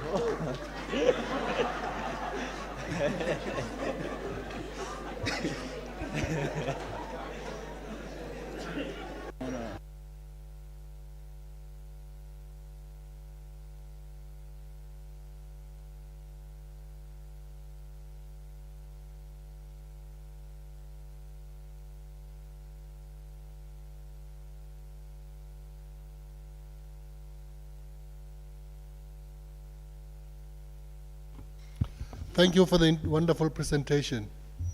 How reliable was the data you used? 2, you lost subjects for follow-up. Did you test if those subjects were having outcome of interest? Oh, the first question, it was how reliable was my data? As I have alluded that I got my data from the provincial database of NHLS. So that can tell you that indeed it was reliable. And then the second one of loss of follow-up, there was nothing that was to be done, because it was going to be a study on its own. So hence I couldn't do the follow-up on the patients. Even though it might be that we have in the 15% that I've said that we have lost follow-up on, you might find that indeed it is the study of interest, even in that 15%. Thank you. Okay, thank you very much for the thought-provoking presentation. In conclusion, you mentioned that Limpopo is having high prevalence of RMR. Then my question is that to which comparison or which province did you made a comparison to? Thank you. Okay, thank you. Because I did not include the articles that I made reference to. Limpopo, it was, let me say, it was among the high prevalence provinces, because this study, when I was reading the articles, I think it was conducted in only 2 provinces. The first one being, it was conducted in Khayelitsha, in Cape Town. So that's where I made the reference to, and also in KZN. Thank you. Then just for follow up also, I think it's also wrong to come to that conclusion of saying that Limpopo is having high prevalence. Reason being that you are saying it was based on the article that was conducted in township of Khayelitsha, which is not the province, and also other studies were not conducted. But thank you very much.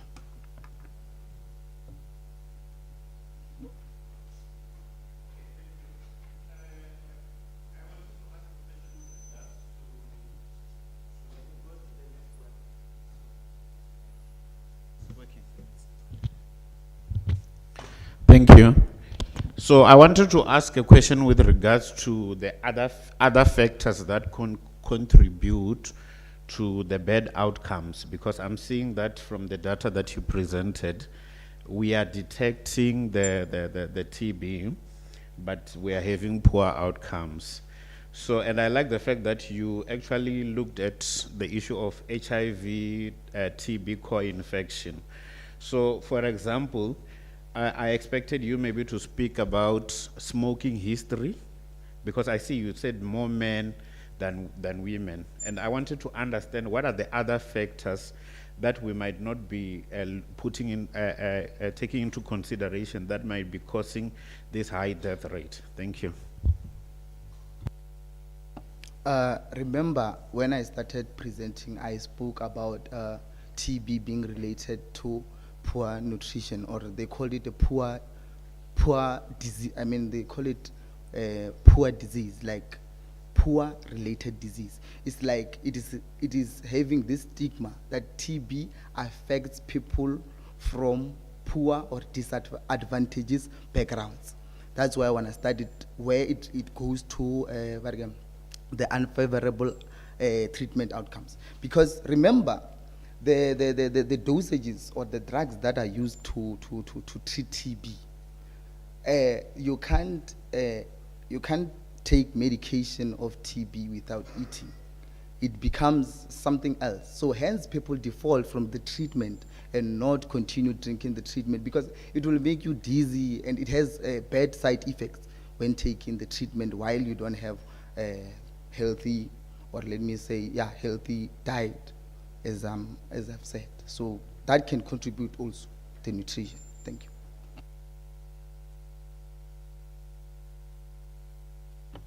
Okay. Yeah.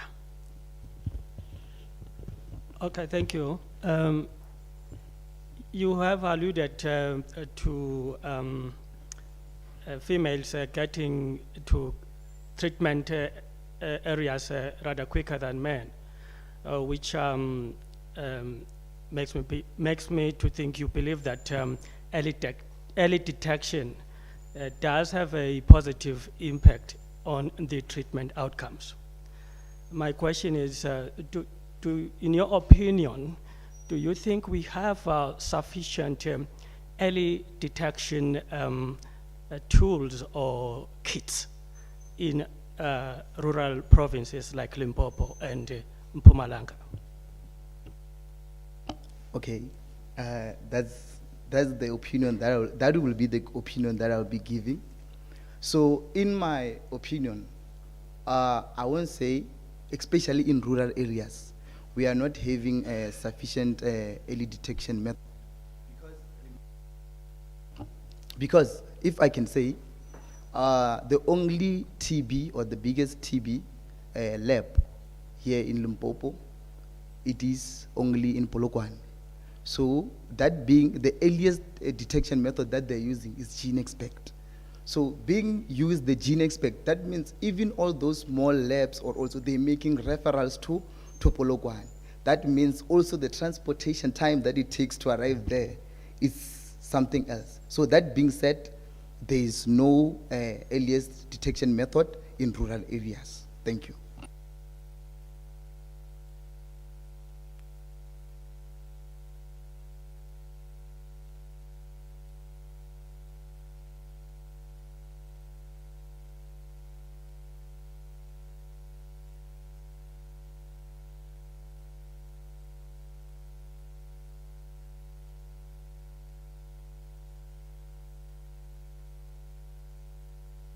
The title as indicated on the agenda. Benkwana, yeah. No, let's go out there. I think he's sitting alone. Or you'll bear with us till loading.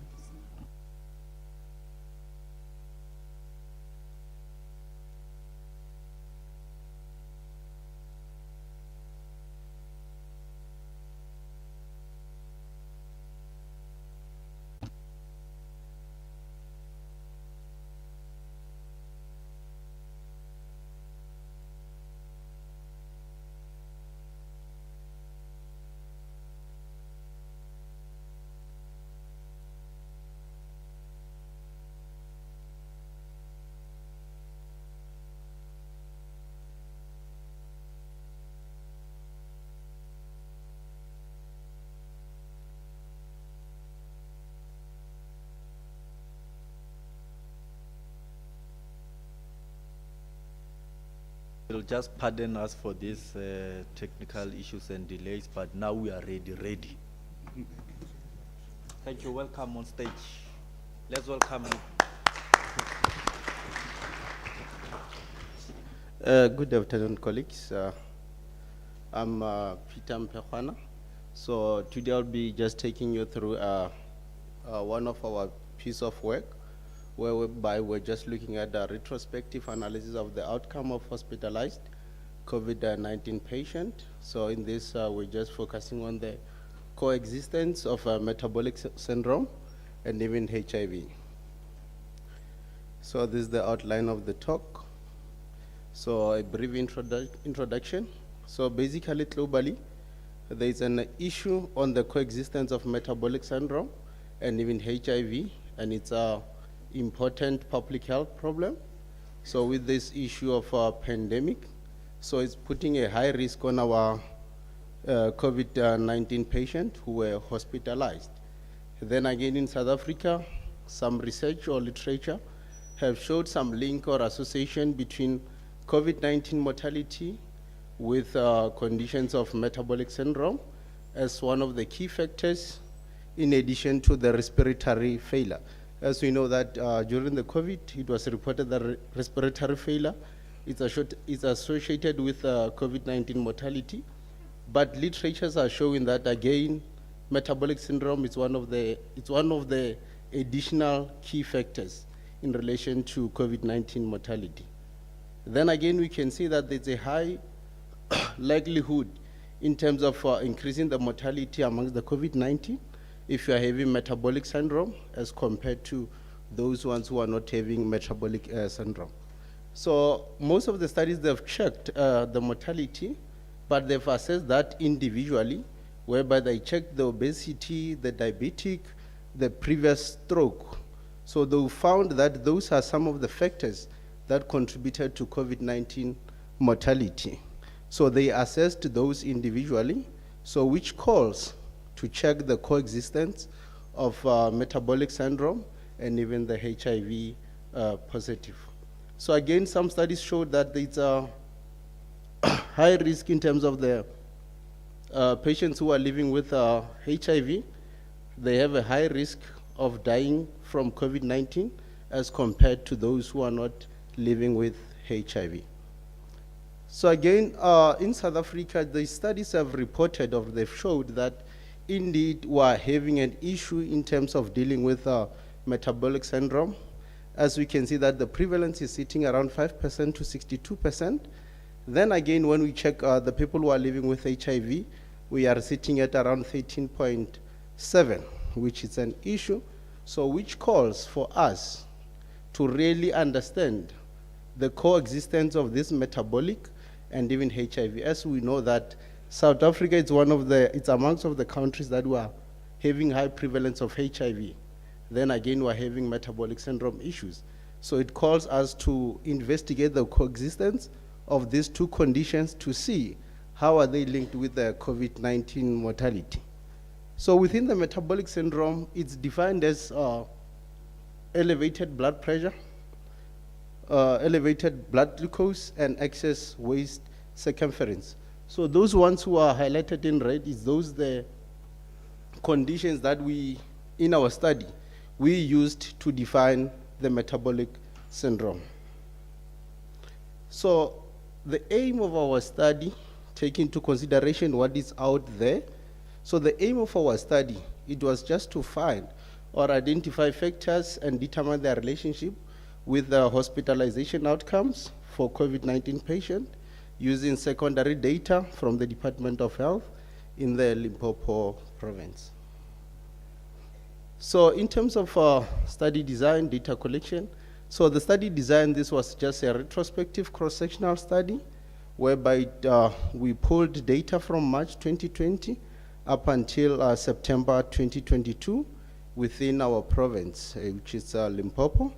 So in terms of data collection, this was we used secondary data, which was kept by our department, Limpopo Department of Health.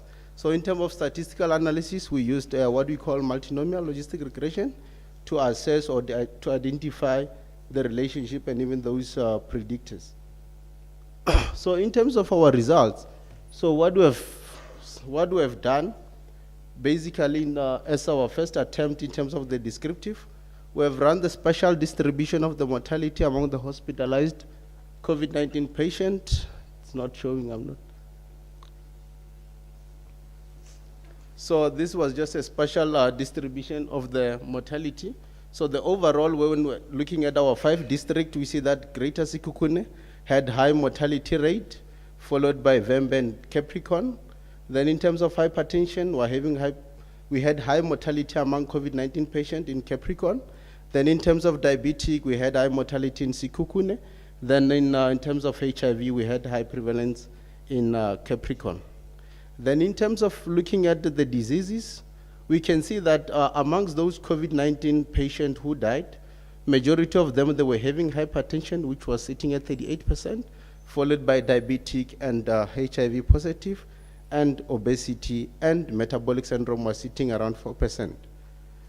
So looking at the mortality rate, in terms of the duration, when you are admitted, how long does it take for you to pass on, or how long does it take for you to be discharged or die? So we just assessing those different conditions. There we can see that a metabolic syndrome was having a high trend as compared to other diseases, hypertension, diabetic, and even obese. So we're just looking at that when you're admitted for 7 days, how does it look in terms of the mortality? There we can see that metabolic syndrome was recording the highest rates. So in terms of the survival time, we wanted to check if you are admitted within the 7 days, what is your likelihood? What is your chances of you surviving within the 7 days? So we checked hypertension, those who are hypertensive and those who are nano-hypertensive. So we checked the survival rate. What is the chances of you surviving within 7 days if you are having those conditions? So we have picked up, or we have observed that if you are hypertensive, you have a low chances of surviving as compared to those who are not having hypertension. And the difference was significant, but in diabetic, again, we also see the same observation, whereby when you're having a diabetic, you have a low chance of surviving as compared to those who are not diabetic. Then in terms of obesity, there was no significant difference between those who are obese and those who are not obese.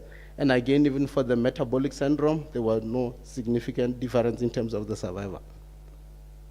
Then when we ran the regression model, we have realized, or we have found that the age was significantly associated with the mortality or you dying from COVID-19, whereby when you are older, you stand a high chances of dying due to COVID. Then again, male was also associated with the risk of you dying from COVID-19. Then again, only the HIV was also linked to the high risk of you dying from COVID-19. Hypertension was not significant, diabetic was not significant, even the coexistence of the metabolic syndrome and even the HIV was not significant. So most studies, they found that hypertension was significant, linked to mortality, but in our study, most studies conducted in Africa, hypertension, it was prevalent, but it was not significantly associated with the mortality from due to COVID. So based on our conclusion, we'll just say patient with combination of diabetic, hypertension, and obesity have a high mortality rate after day 2 or admission as compared to those having a single condition, hypertension and diabetic, obesity, and HIV. Thank you. If you want to read more, it's out there. It's published under environmental public health. Thanks, colleagues. Thank you very much, Pengwana.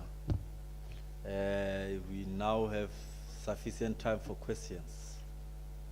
3 hands. 1, 2. Then we and then there will be there will not be any second round. So we stick to that. We start. Yeah, okay, thanks, Mr. Mperon. Firstly, my first question is the definition of metabolic syndrome. You know, we can use IDF criteria or NCETP criteria. So I'm wondering which one did you use in the diagnosis? The second one is that when you look at the Cox survival curves, among the components of metabolic syndrome, you also include high triglycerides. But when I look at your Cox model, you focus on other components like diabetes, hypertension, obesity. Was there any reason why in those Cox survival curves you left out the triglycerides? Thank you. Thanks, Dr. Chomo, for that observation. So that is one of the limitations to our study in terms of definition of metabolic syndrome, because the data when they were collecting the clinics, they were just checking, are you obese, yes or no? Are you diabetic, yes or no? Are you hypertension, yes or no? So those are some of the limitations to our study. So, but our study indeed, it gives us some ideas for further research to do a proper measurement for the metabolic syndrome. Thank you. Thank you, Peter, for good presentation. What was the rationale for taking March 2020 sample to 22 September? Yeah, thanks, Prof, for that question and observation. So basically, we don't have that much reason. We just wanted to utilize what is there on the database, just to see what is happening. But if you want to do a further proper analysis, one could stratify in terms of the waves to see amongst the different waves what is happening. Are we observing the same pattern, or are we seeing something different? So maybe if we dig much further, incorporate the waves, maybe the metabolic syndrome with the combination of HIV, it might become significant. But thanks for that observation, Prof. Thank you very much. Can we just release him properly?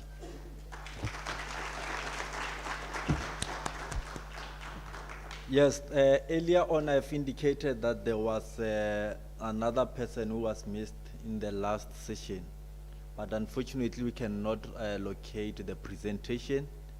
If it happens that that presentation is located, the person will take part in the next sessions. For now, we want to thank all the presenters and all of you participants for engaging the presentations. This was a very interesting session, and you behaved, but you didn't adhere to my order, so I wouldn't say that, because I had requested that people should indicate their names.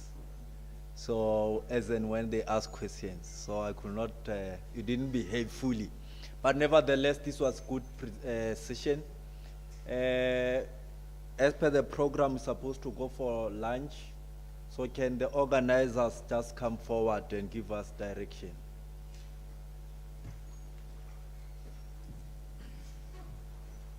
Thanks, Chair. It's lunchtime. The food will just go across, right here at the back. That's where we'll be queuing for the meal, and then we'll be back at 2 o'clock, and then we'll hope and wish we are on time, that we keep the pace. Thank you.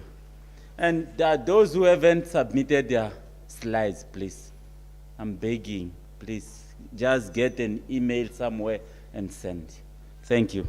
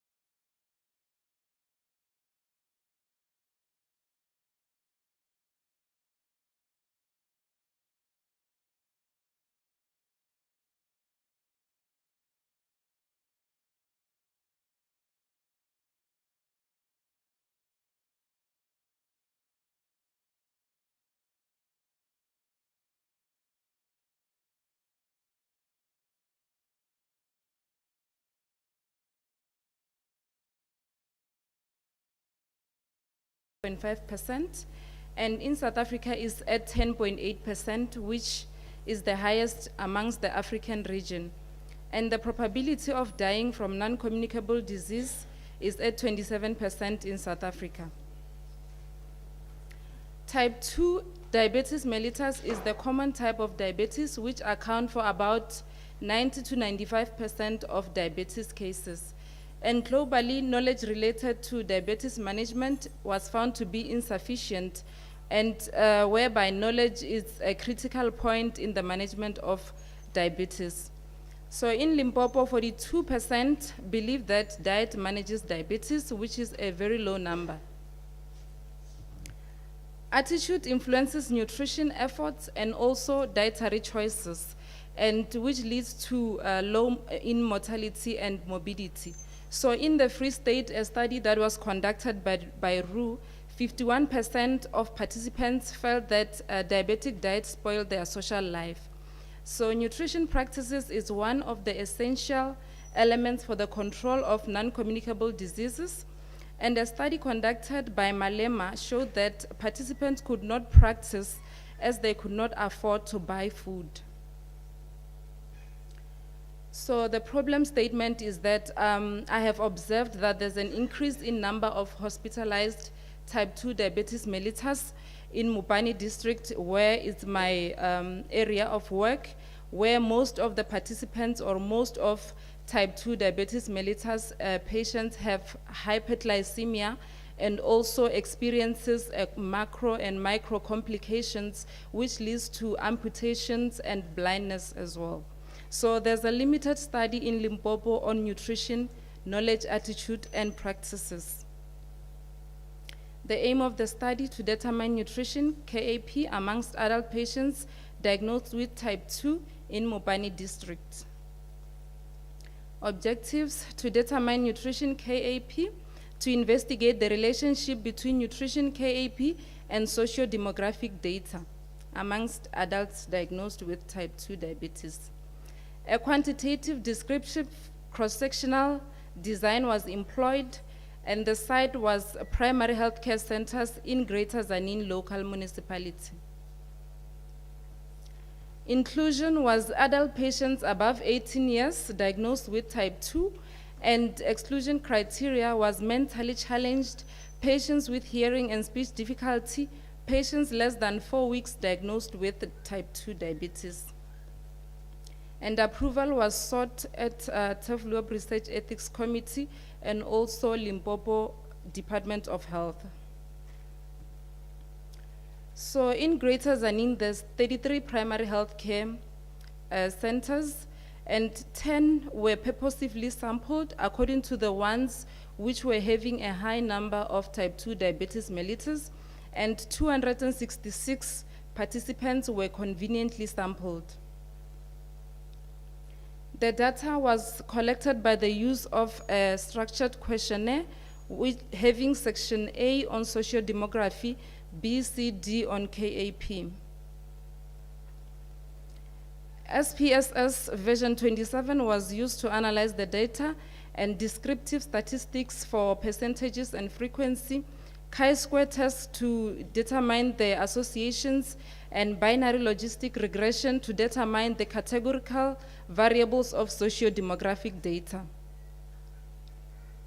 So these are the results for socio-demographic data. The red ones are the ones which are having a high percentages. So 51 to 70% was the age majority of the participants fell under 51 to 70, and most were married. So with family income, majority were of low income class, and 42 were having primary school education. So this is the pie chart to check the consultation with the dietitian, where 62% of participants never consulted with a dietitian from the study. So participants were found to be knowledgeable, having positive attitude but poor practices. And poor practice was found in the questions which regarded participants not visiting a dietitian, not removing visible fat in meat, not consuming recommended fruits and vegetables. So the relationship between nutritional, KAP, and socio-demographic data, attitude was found to be significantly associated with employed status, and also practices was significantly associated with the employed category. Knowledge was found to be significantly associated with consultation with dietitian, and attitude was significantly associated with the ones which were having diploma, and practices significantly associated with consultation with dietitian, family income, and also family history. Binary logistic regression was used to determine dependent variables of KAP, and also odds ratio was also analyzed. So attitude was found to be better in participants who were employed and those who were having diploma certificates. And practices was found to be better in the employed category and also in participants who had diploma or certificates. Also, attitude was significantly associated with a duration of less than 1 year, and practices was found to be significantly associated with family history from the mother, family income, and also consultation with dietitian. So limitation was that in the study there was no dietary intake which was taken, and also the type of physical activity that participants were engaging in, it was not taken. So the study showed that even though participants were knowledgeable, having positive attitude, their practices was found to be poor. So considering education level and also financial income should be of importance in medical nutrition therapy. Recommendations is that participants who are having type 2 diabetes, they need to be referred to dietitians and also seek basic education, as they were found to be having low education level. And also further research is recommended in the way that nutrition, dietary intake can be explored in these participants. These are the references that were used. Thank you. Thank you, Ms. Khoza, and for sticking to time. We'll have time enough for 3 or 4 questions. May I observe hands for any questions that you are having for Ms. Khoza? I noticed one, sir. Any other question? 2. Right, may we take your questions, sir? Okay, thank you very much for a beautiful presentation. Mine is simple. Your info.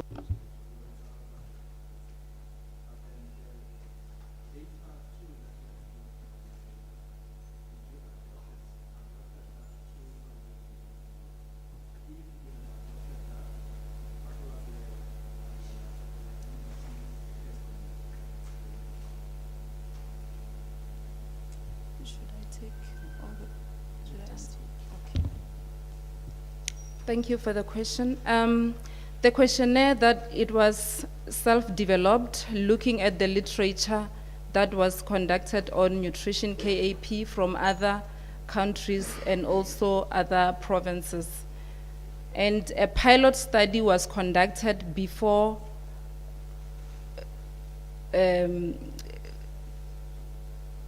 main data was collected. There was a pilot, it was piloted.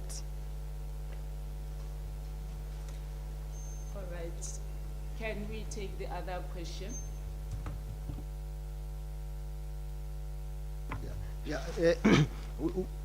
In your results, you showed, you even indicated that maybe from the abstract, that most of your participants reported that the diet for diabetic patient is costly. So in terms of advising such people, how will you advise, knowing the economic status of the country and the participants, how best can you advise them to address the issue of costs? Thank you. Wait, okay. Even though knowledge was better in these participants, but majority did not consult with the dietitian, which shows that the information that they got might be misleading, as most of the participants or most of type 2 diabetes mellitus patients from experience, as I am a dietitian, they think that a diabetic diet is something special. Yes, food is expensive in general, but if a patient consult with the dietitian, we can work out a menu or a diet plan to suit their budget. Thank you. Any questions from the floor?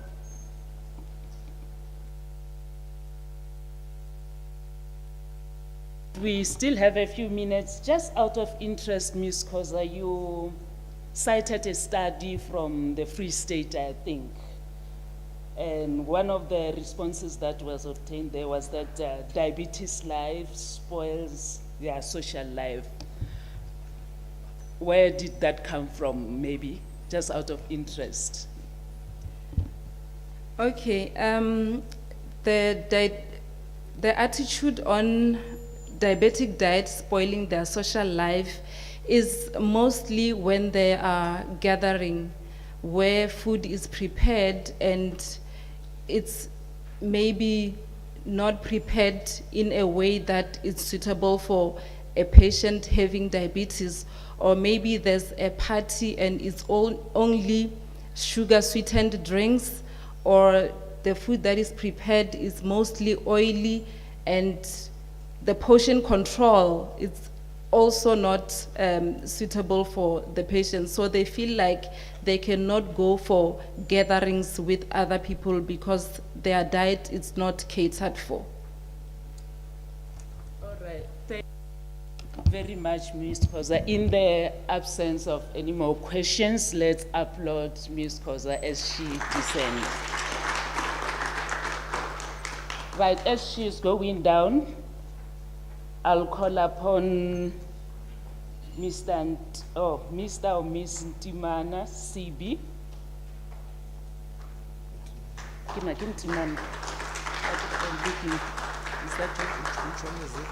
CB. CB.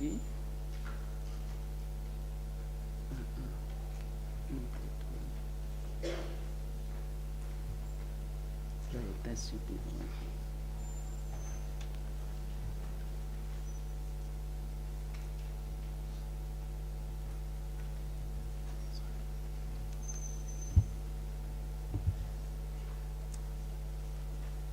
Good day. I'll be presenting on the title Modifiable Determinants of Central Obesity Among Rural Black Population in the Dimamo HDSS, Limpopo Province, South Africa. Background. Central obesity is a medical disorder which can result from the fats build up into a particular extent that can have a negative impact on health, consequently shortening the life expectancy and degrading health. In developing nations, central obesity has become a severe public health issue. It is reported to be the one of the main causes of metabolic syndrome and associated disorders. Changes in habits and dietary patterns, such as dietary behavior and advancing technologies, beliefs, and sedentary life, and decrease in physical activity are associated with deposition of fats among men and women. Central obesity has also been associated with socioeconomic status such as marital status and highest level of education. The prevalence of central obesity has increased over the past 10 years, now surpassing that one of general obesity. Given that the scarcity of data on determinants of central obesity, especially among population residing in rural South Africa, the aim of the present study was thus to determine which socio-demographic factors and lifestyle factors are associated with the development of central obesity. Method. This was a cross-sectional study, descriptive and a retrospective study. It was a retrospective study because the study used secondary data of AUGEN phase 1. Since the primary study used convenience sampling, even the present study used convenience sampling. The data was analyzed using SPSS. Categorical variables were presented in terms of percentages, and continuous variables were presented in terms of mean and plus minus standard deviation. A chi-square was used to determine was used to compare between participants who are centrally obese and those who are not centrally obese. And then after the chi-square, we used bivariate and partial correlation to check the association between our central obesity and socio-demographic factors. And then any correlation that was observed from partial and bivariate was confirmed by binary logistic regression. The study approval was approved by TREC, and then the approval to conduct the study, it was issued by the tribal authorities. This is just table 1 showing the comparison between socio-demographic profiles between those who are centrally obese and non-centrally obese. As we can see that females, they have highest proportion of central obesity as compared to males. Moving to marital status, participants who were married and divorced, they had the highest proportion of central obesity as compared to those who are non-central obese. And then participants who were single and divorced, they had a lower proportion of central obesity as compared to those without central obesity. And then in bivariate correlation, participants who are single, they correlated negatively and significantly with central obesity. And then participants who were married, they correlated positively and significantly with central obesity. In terms of highest level of education, we saw no association of central obesity with any of the level of education. Coming to unemployment, in terms of the chi-square, we didn't see any association between we didn't see any association between unemployment with central obesity and those without central obesity. However, in bivariate and partial correlation, people who are unemployed are positively correlated with central obesity. People who are smoking and consuming alcohol correlated negatively and significantly with central obesity. This is just a fluorescence plot showing like the variables that correlate, so this is just a fluorescence plot. Any value below 1, it shows a negative correlation, and any value above 1, it shows a positive association. But as if you can see, some of the variables, they have star. I'm not sure if you guys can see well. It's variables that are correlated significantly. Discussion. The prevalence of central obesity in the present study was 59.9%, with females having the highest proportion of central obesity. Participants, or in terms of marital status, participants who were single, divorced, and widowed, they correlated negatively with central obesity, which means that participants who were single, divorced, and widowed, they were less likely to have central obesity. However, but participants who were married, they were more likely to have central obesity. As like I've indicated before, there was no association between central obesity and level of education. And central obesity correlated positively with participants who were unemployed, meaning that participants who were unemployed, they were more likely to have central obesity. Central obesity and lifestyle. In the present study, it was shown that participants who were smoking and participants who were drinking, they were less likely to have central obesity.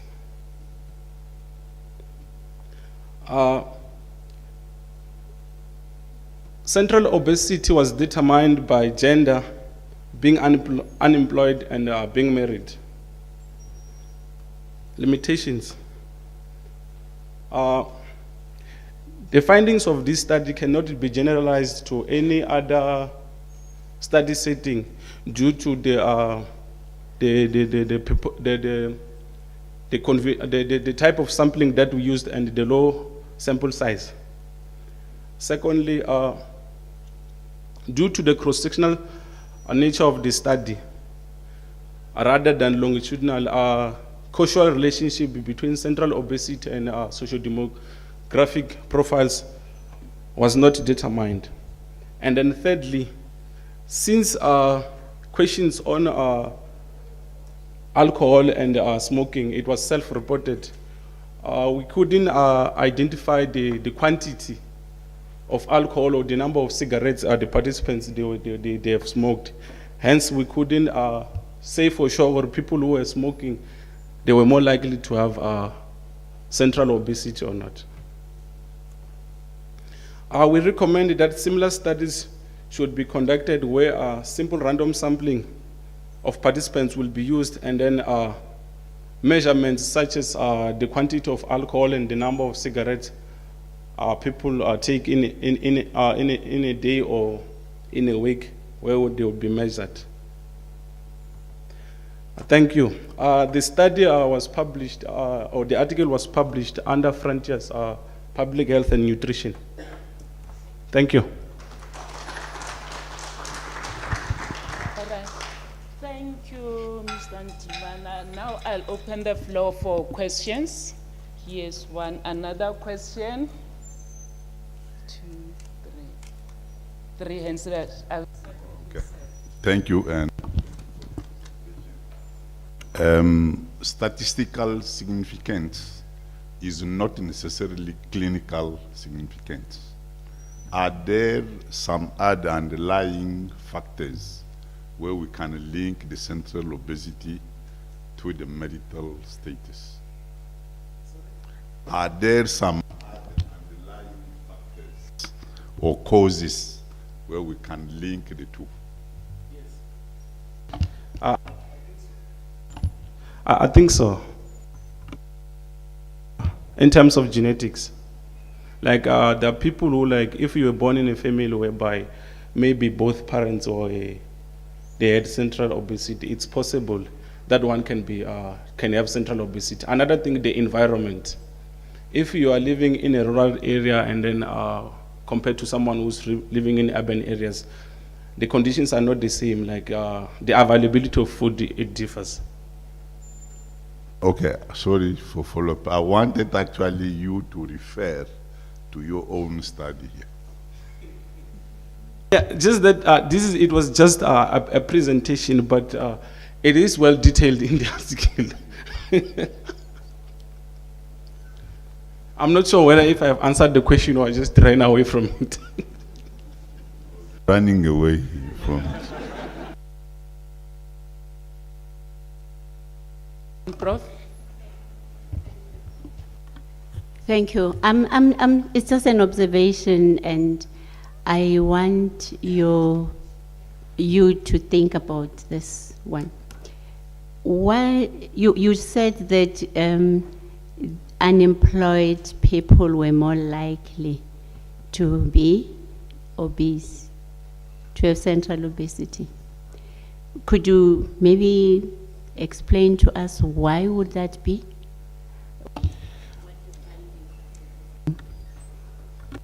Okay, since the study was conducted in a rural area whereby most of the people are unemployed, and then individuals who are, sorry?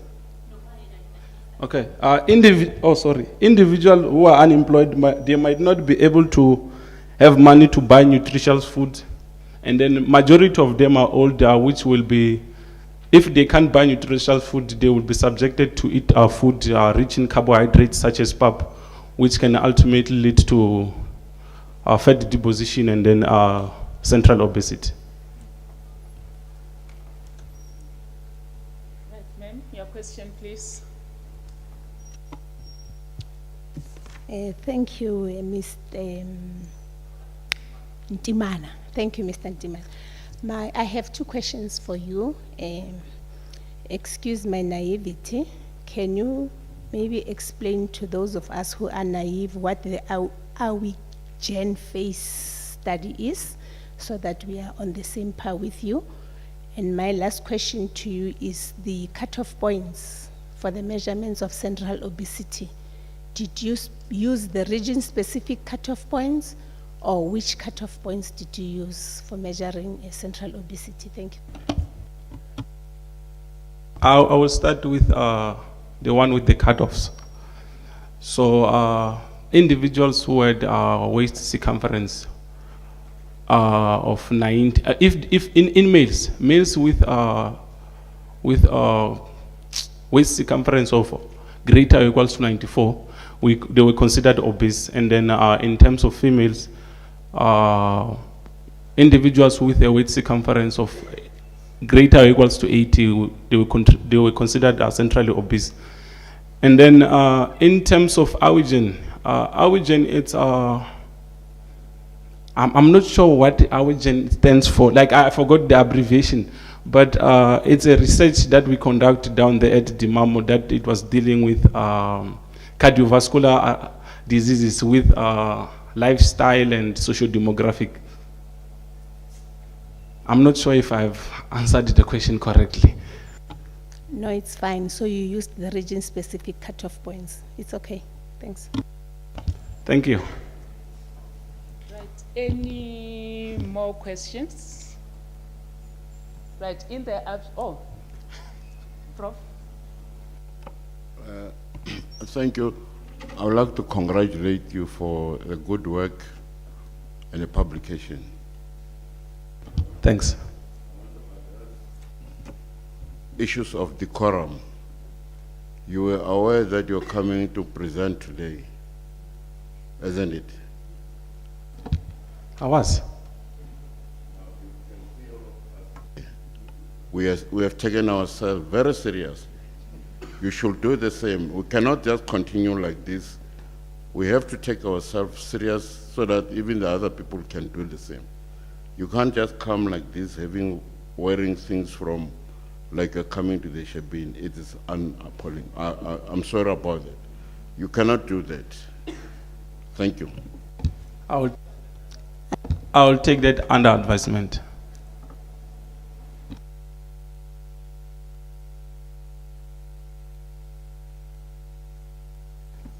All right, thanks, Ndate Mani, for the nice presentation.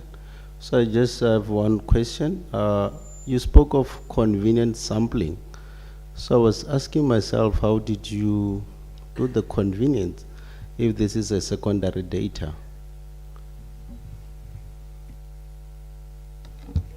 I said the study used convenient sampling because the primary study used the convenient sampling. So, but with me, what I did was just to request the data, and then from there, I analyzed it. So I'm saying it's convenient because the primary study used the convenient sampling. All right, sorry for that follow-up question. So for your study, you didn't do any convenient, so it means that you are misleading us. What you did, you just used secondary data. you didn't do any convenient sampling. So I think maybe you need to try to avoid such in your presentation. Thanks. Thank you. Thank you, Mr. Ndimane. Now let's call upon Ndou-E, Mbombi KJ Senosho. Let's call upon Ndou-E to come and share with us.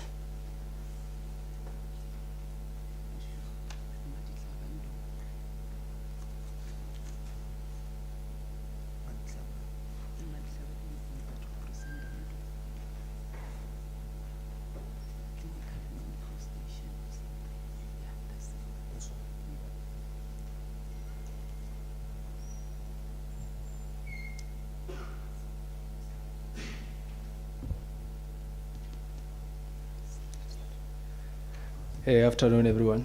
As the name before you is Ndou. I'm here to do a presentation on clinical manifestations of binocular vision and accommodative alterations in neurodegenerative disease.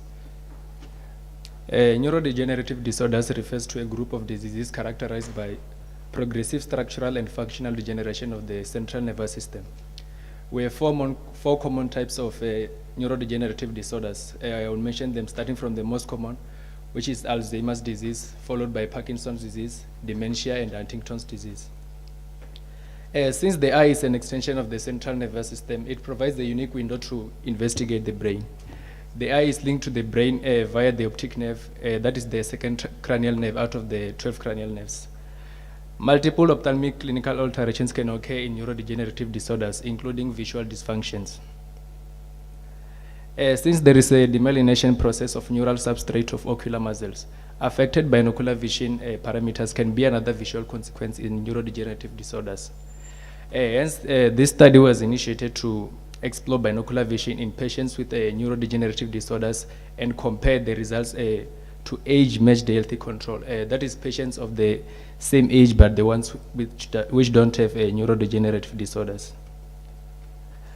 On the method that we used, participants were recruited from neurologist practice. Those are the patients with neurodegenerative disorders. All participants signed a recent informed consent prior to the inclusion of study.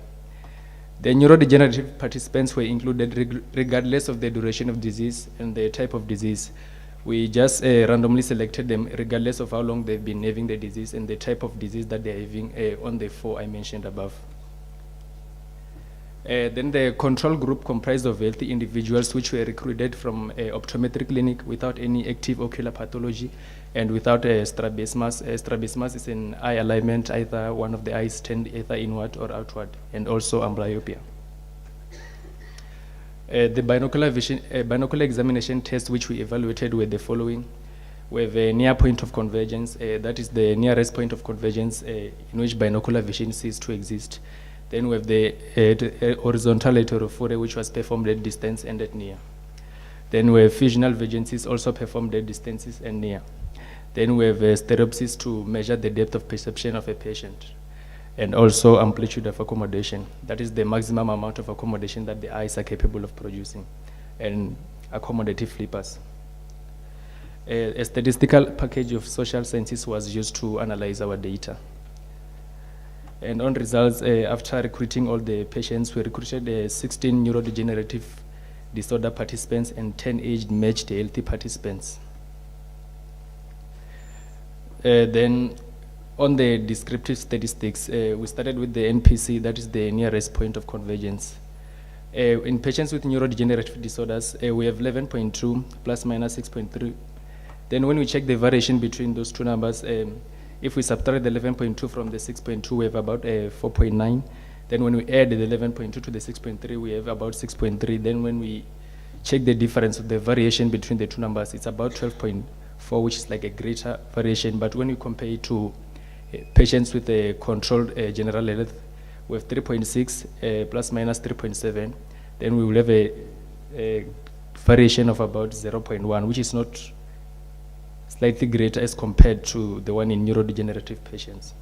Then we move to heterophoria at distance and also at near, that is to check the misalignment of the eye.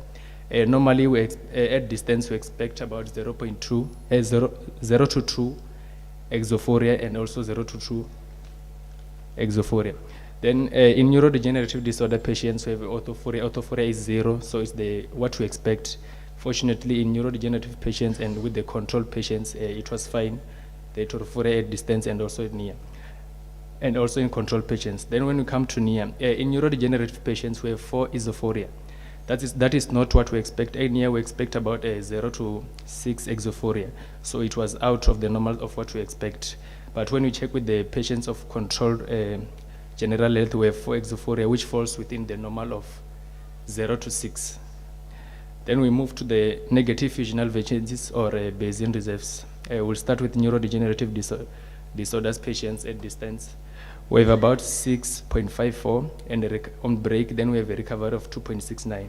And for break, we expect about 5, which was okay for neurodegenerative patients, and we expect a recovery of 3, which was slightly less in patients with neurodegenerative disorders, meaning that neurodegenerative disorders are playing an effect in the patient's vision.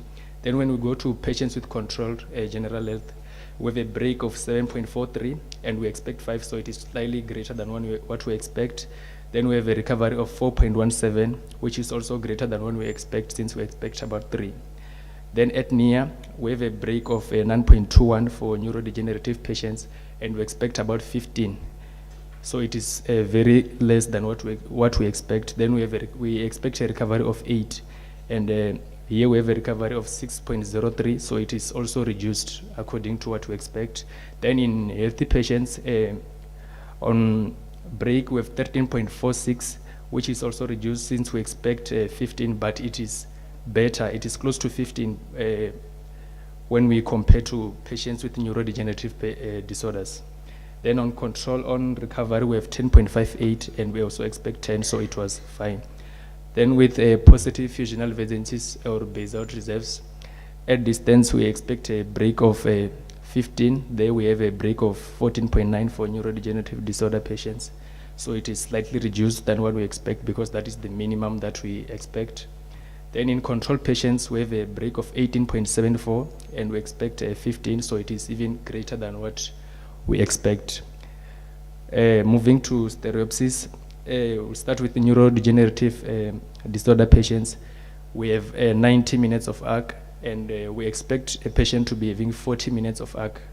That is the normal that we expect. So that is 90, which is far away from the normal. Then in patients with controlled general health, we have 40 minutes of arc, which is what we expect. Then with amplitude of accommodation, differs with age. It gradually decreases when a patient gets older. That's why when people reach about the age of 40, they start complaining about not seeing clearly. When they try to read, they need readers to compensate for that.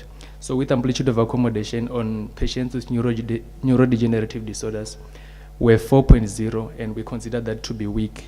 Then when you compare it to the patients with control, we have about 5.8, which is also reduced, but it is better than the one of patients with neurodegenerative disorders. So which means that indeed neurodegenerative disorders are having an effect in the binocular vision of the patients. Then we move to accommodative flippers. We measure this by cycles per minute. We put a timer, then set it to a minute, then measure the number of cycles that a patient is able to achieve in 1 minute. But in patients with neurodegenerative disorders, we're having 0 cycles per minute. The patient is failing to do the test. They cannot do the test, meaning that the neurodegenerative disorder is having an effect in the accommodation. But with controlled patients with controlled general health, the patients without having the neurodegenerative disorders, we have 12 cycles per minute, which is even good than what we expect, because we expect the patient to be having about 10 cycles per minute. Moving to discussion, the cause of neurodegenerative disorders is demyelination of the nerves. Since the eye is connected to the brain, then there is demyelination of the extraocular muscles and interference of the cranial nerves controlling the eyes. Limitations of the study, since we recruited about 26 people to conduct the study, so it was a small sample size. Then the duration of the disease, we randomly selected, we didn't check how long each of the patient have been having the disease that they're having and the type of the medication that they're taking for the neurodegenerative disorders that they're having. In conclusion, neurodegenerative disorders affect the visual system if we check the results there. And then further studies are needed to explore binocular vision in different types of neurodegenerative disorders. Thank you. Thank you, Mr. Ndou. May I observe hands for questions? Questions for Mr. Ndou? Prof? Another one. The third one? All right. Thank you for nice study. Now, which ones of the 5 neurodegenerative disorders were you looking at, and which one was very common to us? Because that is very important in terms of preventing injuries and all that. Let me list the ones. First, give me the 5 neurodegenerative disorders which are, you know, or which are more common in our society.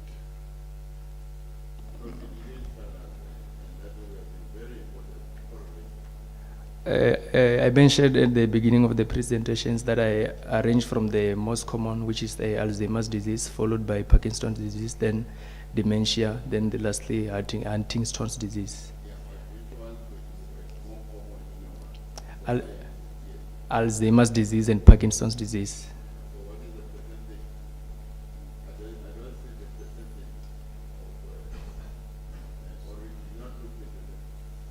Yeah.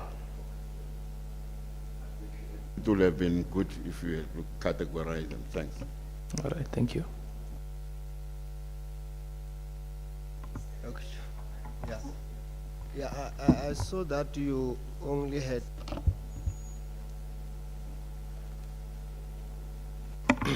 my question is, did you take account the effect of sample size? Will you be able to, or whatever you have detected as differences, are they valid? Because to me, it seems that maybe 10 cases and 10 controls might not be enough, or might be too much. Yeah, I think it's not enough. That's why we mentioned on limitations of study that the sample size was small since we did only 26 patients. So I'm sure if we have a larger sample size, we'll have more valuable results. Yeah.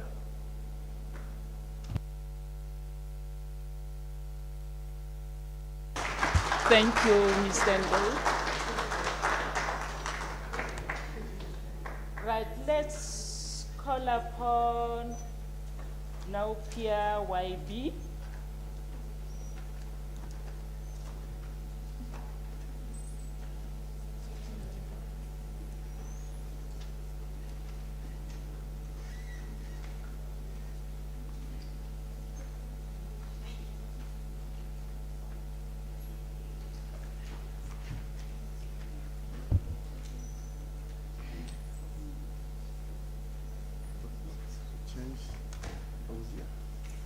No, it's okay. Can I put this? So I want to make it easy to present. Okay. Can I start? Thanks a lot, Chair, for the floor. I would like to present today it's not presenting.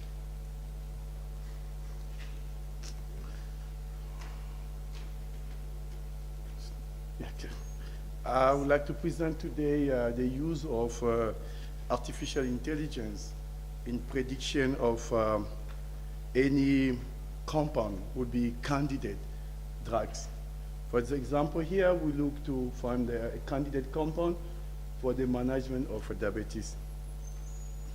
I'm very happy that previous presenter already outlined the diabetes. That means I'm not going deep to explain about it. But we know that it's a metabolic disease caused by high concentration of sugar or glucose in the blood. And we know that as well is a worldwide health concern, which may lead to severe many complications such as chronic kidney disease and others. The diabetes can be due to an insufficient secretion of insulin from the pancreas, or the cell are not tolerate the insulin to be transported. And there's several ways to treat where some people use a diet and people use medication. But in terms of medication, we have a lot of group of anti-diabetes in the market. But this is one of the new group of anti-diabetic, which is a DPP-4 inhibitors. How it works, when we eat our food, the carbohydrate is absorbed in the intestine, but there will be release of your glycogen like peptide and glycolic inhibitor peptide, who stimulate the secretion of insulin. But in some circumstances, the DPP, dipeptidase peptidase enzyme, degrade this incretin hormone, would lead to less production of insulin by the pancreas.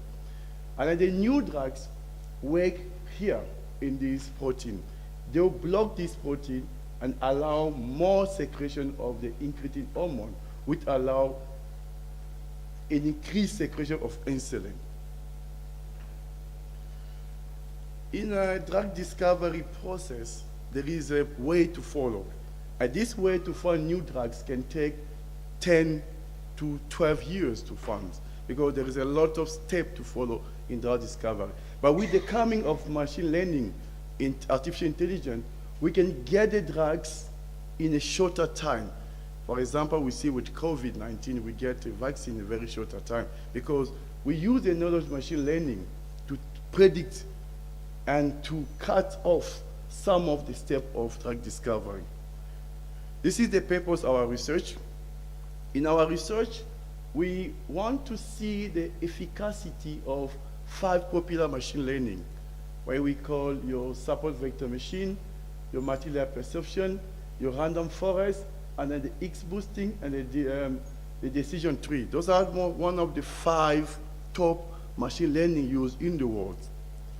To come to this, what we did is, first of all, we need to find the targeted protein. We looked at the pathophysiology of diabetes, and we found the dipeptidase protein. And then for that, since this protein is now well studied in the world, we have to go to source those information to any online databases, because machine learning works with data. The more data you have, the good is your machine. We go to UChamber. We got Chamber, you have more than billion of compound or bioactivity of a lot of compound. From there, since it comes from the online source, the data is not clean. We have to clean it because we need to remove all the unknown information. We develop a cleanup algorithm, and for there we have to visualize the data. After we are okay with the entire data, we now use our machine learning to try to learn the data and then do a lot of prediction. And then from there, we have to create a screening predictors. It will be like a software, and then we do further molecular analysis for a new candidate drugs fund. But for the sake of this presentation, I will present until here because it's still work in progress. As a result, like I said, we need to extract the data. Since we develop our own codes. That's what happened.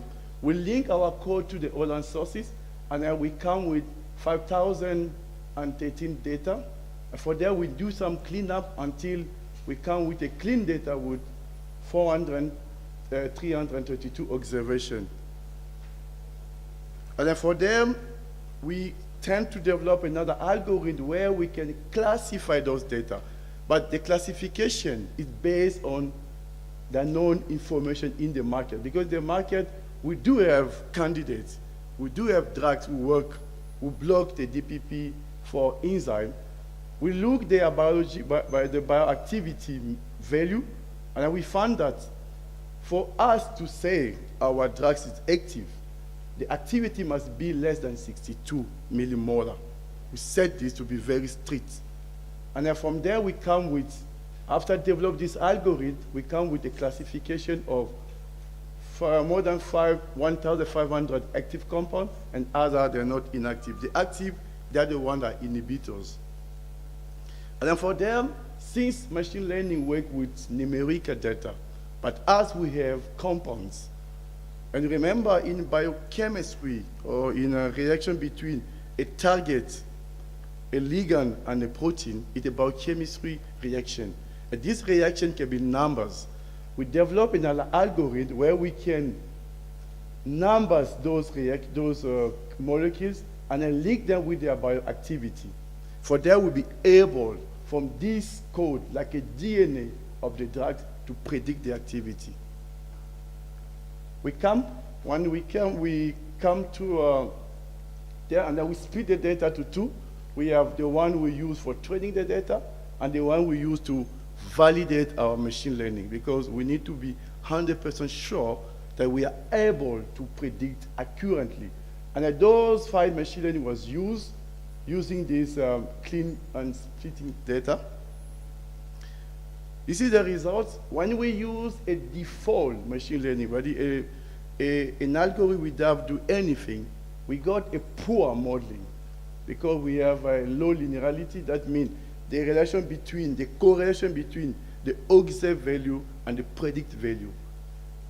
And then we have a low accuracy, and then you can see the error is always big, because machine learning, the smaller the error is, good is your prediction. And then we optimize the model, we tune the model according to the data, and then we be able to perform a good model.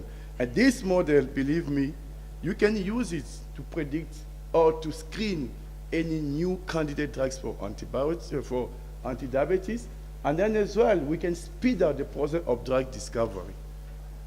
Thank you. Thank you, sir. May I observe hands for questions? I've seen 1, 2. Any hands this side? Right, Yes, thank you very much for an interesting presentation. How does this machine learning methodology differ from the likes of QSAR and docking studies?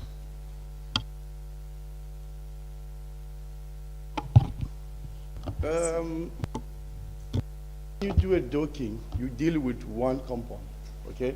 Any other computing model, you deal with one. Here, we have thousands of compounds. We deal with a lot of compounds in the same time.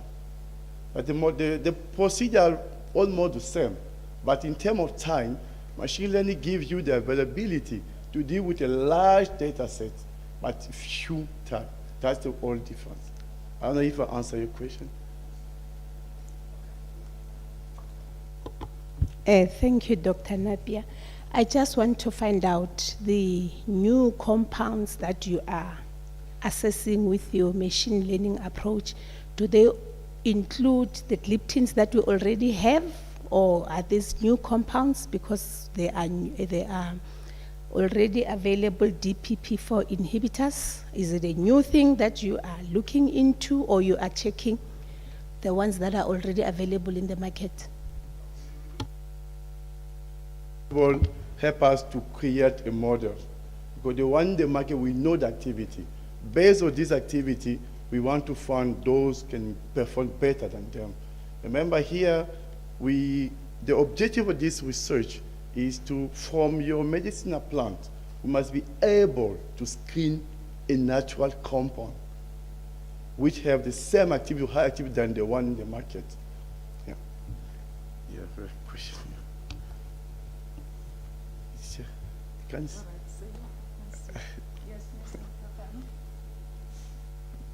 Thanks for the nice presentation. So I'm just thinking aloud in terms of these AIs that are helping us, we agree, but what are the disadvantages? Because we're moving to the cloud. won't we have issues in terms of cyber attacks? Because if we're moving to the cloud, then if our systems can be attacked, then we're in a problem. Then the second issue is in terms of data privacy. How will we ensure that? Because most of the AIs that have been run on the cloud, because it's a huge data set. So won't we spend a lot of money in terms of investing into security? I'm just asking, I'm just thinking aloud. Thanks. This is an interesting question, observation, because there's no policy will be made in this AI world. Because remember, soon the data will be like our petrol, our gold, and it will own the data, have power. And then for the security of the cloud, I think the technology is increased. I think we can always, I'm just using my personal opinion, okay, we can always find a way to secure our data. And I remember, for example, I'm working one project on text mining, where we want to develop an idea how we can secure, how we can help the community to criticize, to comment on the quality of water. Before us to get data from Twitter, WhatsApp, Facebook, we have to sign an agreement. This data must be well kept. I mean, they already have policy around how to secure the data. I think both was a question. Okay, thank you. Now it is still at the discovery phase. So, and you are busy looking into the discovery panels, which later on you'll need to, if it was a PhD, you're going to move on into validation. And that's when you will now talk about that it can help us. And so we are still discovering the panels. Very good research. We'll be worried later on if we are unable to validate the performance. For now, I'm also helping the security issue. Thank you. Any more questions? All right, in the absence of question, let's applaud. Thanks a lot. Can I go with my stuff, or can I leave it? Okay, thanks. Right, ladies and gentlemen, we have a no-show for the last speaker for the session, so this marks the end of our session 3. And I'd just like to make an announcement that we are expected to via the foyer. There's still something for us here by the foyer. Thank you very much for your cooperation.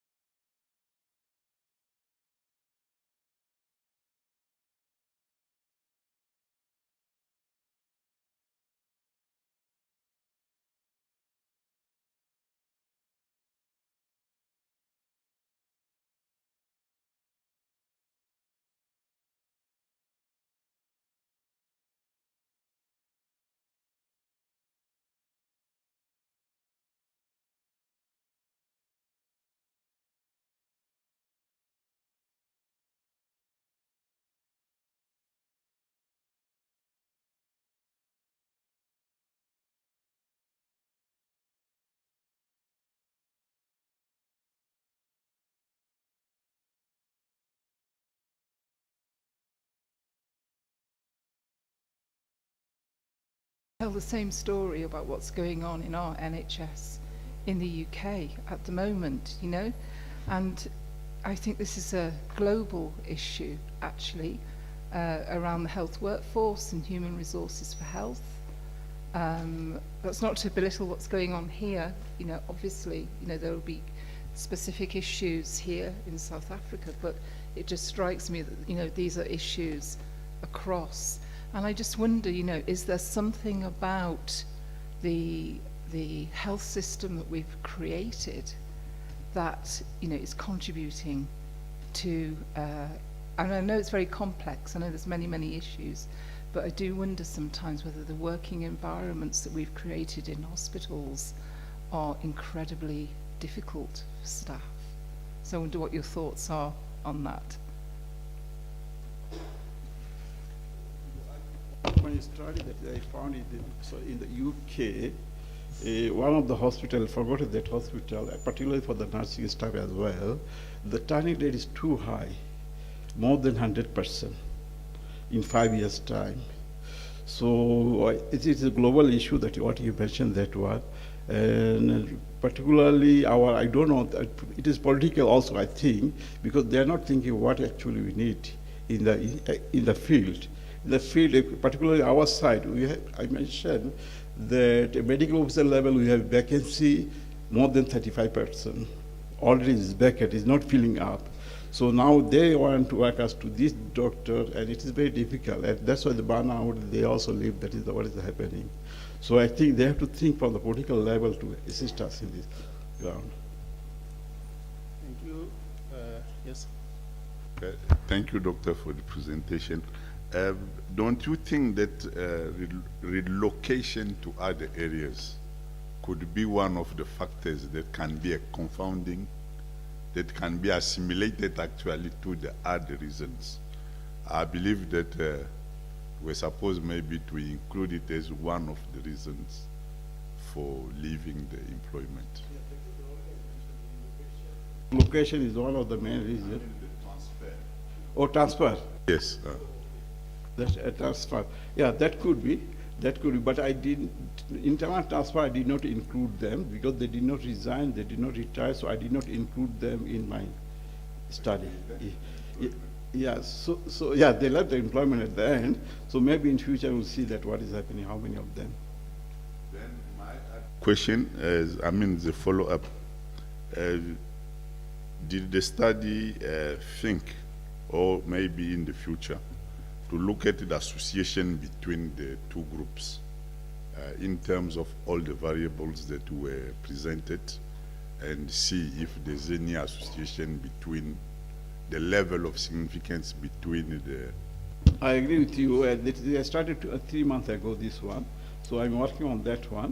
So it is going to be, what is the association, we'll find out that one. Right. Thank you. Yeah, I wanted to talk about transfer, and I thought that transfer to another hospital might be the same reason that you mentioned for those that are resigning. Thank you.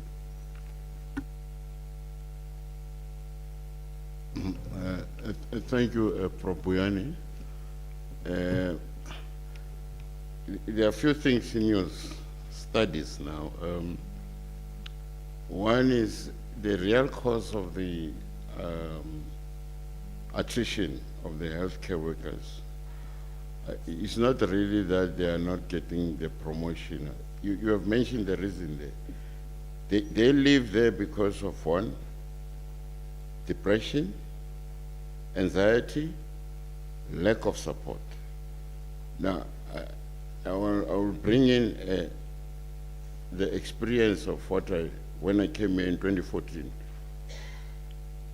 That time I was sent by the national office. The maternal deaths in Limpopo was skyrocketed. Nobody wanted to work in maternity and all this because of that problem. They didn't get the support. So I turned it around, and there was no promotion and retained all of them by doing one thing: training them so that whatever they do, they know, and they are able to help themselves with emergencies. Then later on, I put a carrot on top. They got,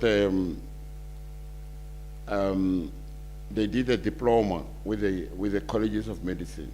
So I populated diploma in, there was no promotion, but because of that, there was nobody who moved out, and now many people were moving into the obstetric department, which is what we have written there. And their reports are disingenuous when they talk about the promotion. Because even if I can tell you, when I started working, I was earning 2,500 as an intern.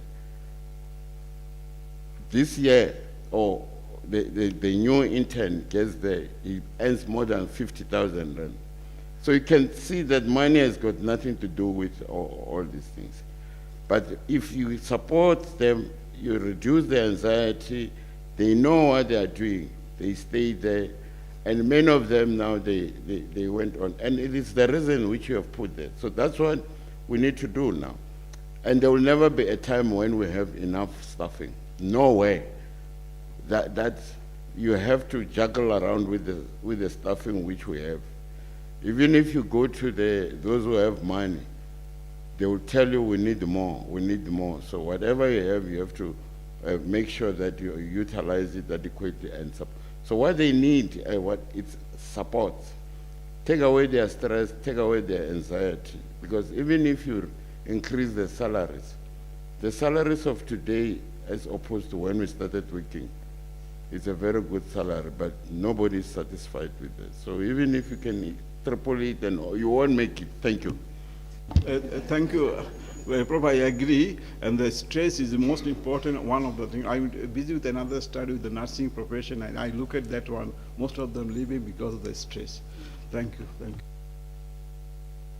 you. Company, thank you. Thanks, Dr. Mbuani, for your presentation. Our next presenter will be Mashabela. Mashabela NE.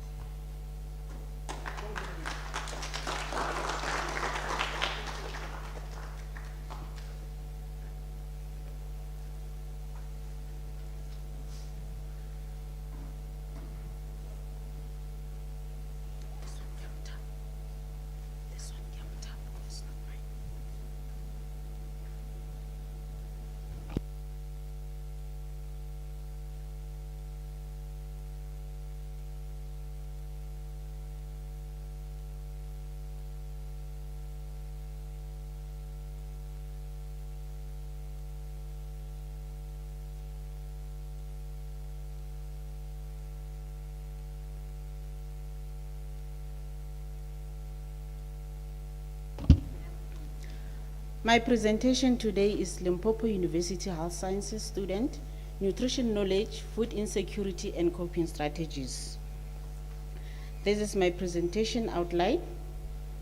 Nutrition knowledge among students is crucial for achieving SDG number 3. It encourages healthier choices, reduces non-communicable diseases. It also promotes global health awareness for sustainable development. It also enhances food security and saving money. Food insecurity, characterized by limited or uncertain access to adequate nutrition for a healthy life, is a significant global public health issue, and students in this regard are not immune to the problem. Food insecurity among students negatively impacts their health, academic success, and learning. It is often linked to socioeconomic disparities.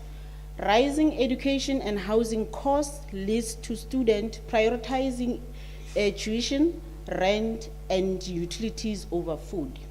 Students with food insecurity often resort to unhealthy coping mechanisms, leading to poor dietary habits and increased risk of diet-related diseases, which is a concern for managing or attaining SDG number 3. Objectives of the study was to determine the level of nutrition knowledge, to assess the level of food insecurity, to assess the association between food insecurity and nutrition knowledge regarding age, gender, study level, and also to explore the coping strategies of food insecure students in the School of Healthcare Sciences. Methodology, it was an explanatory sequential mixed method approach that was used to assess the quantitative and the qualitative aspect of the study. Quantitative data collection, due to COVID-19 challenges, I did convenience sampling with 237 students, and the response rate was 94.8%. Age range between 18 and 36 in study level 2 to 4. Those who were in study level 1 were excluded because they didn't reach one of the criteria for food insecurity questions, and students in human nutrition also were excluded because they will have information on the questions. Males were 104 and females were 133. The self-administered semi-structured questionnaire with 3 sections. Section A, it was on demographic information. Section B, it was on nutrition knowledge. Section C, it was on food insecurity questions. Data analysis, we used a Strata, soft package, and Fisher's exact test to test the association between food insecurity and nutrition knowledge. With qualitative data collection, a purposive sampling with 14 students, age range from 19 to 24 years in the study level 2 to 4, and those who were classified as moderate and severe food insecurity. We also employed an in-depth semi-structured interview guide, one-on-one telephonic and recorded interviews because of COVID. Saturation was reached at 11 interviews, but we continued to ensure that there were no data repetition that occurred. And with data analysis, data was transcribed and analyzed inductively, and themes were generated through the 6-phase approach to thematic analysis. So with the demographic data, I only selected those who were in majority, like age range between 18 and 24, level 2, those who were living on campus, those who were funded by NSFAS, those who smoked alcohol, those who smoked a cigarette, and those who drank alcohol, and those who had a credit card. With overall nutrition knowledge, 69% of the students had moderate nutrition. However, their information they couldn't implement the information because of affordability. Fruits and vegetables were limited, or because they could not afford. And also that the protein source that they took, it was on eggs, tin fish, soya beans, and beans. There were no nutrition knowledge association between gender. With overall food security status, 60% had mild or they were food insecure. 40% experienced food insecurity, with 24% moderate food insecurity, and 16% had severe food insecurity. And this data, it was higher than the national data in 2013. However, we didn't have any association between food insecurity and gender. We also realized that there was an association between study level and nutrition knowledge with p-value of 0.2. Maybe it was because students, as they progress to the next level, they attend classes on nutrition. With qualitative results, coping strategies that students shared with us, it was about sharing food, they reduced portion size, they bought cheap food, they asked help from friends and families, they skipped meals, they ate few meals, and also borrowing money to cope with strategies. So when we got deeper into probing the severity of food insecurity in the students, when they were asked about worry made them unable to socialize, they were depressed, they lost or gained weight. With the kind of food that they were able to buy, they could only buy stable food, plant protein and fatty foods. With nutrition knowledge, they had knowledge, but they couldn't use it because of affordability. With quality and quantity, they had limited options, and they also ate less. In terms of skipping meals, they skipped a breakfast and lunch. Shopping, they used local supermarkets. When they ran out of food, they asked favor from friends and family members. With effect of hunger, 28.3% experience food insecurity with hunger. So it made them to lose focus, attention, and they also skip classes. On terms of contributing factors, 79.8% of the students, they were funded by NSFAS. However, because they had home responsibilities, so they shared the money with people at home. Because they lacked a financial management, when they get NSFAS money, they use it recklessly, they entertain themselves. And as we have checked, we have seen some they smoked, some they drank alcohol. So we assume that maybe some of the money that they could have bought food, they bought these things. And also unexpected expenses. During the month, it will be a kettle that is broken or something that is broken. So instead, they will then reduce the money to buy food to cater for these unexpected expenses. 6 themes were emerged and 29 sub-themes. I'm not going to be going into details on the quotations of students, but the themes were coping strategies, health triangle effect, nutrition knowledge, effects on hunger, on academic performance, factors contributing to lack of money to buy food, and also competing expenses. In conclusion, nutrition knowledge is crucial for selecting food. However, students often lack finances to buy food.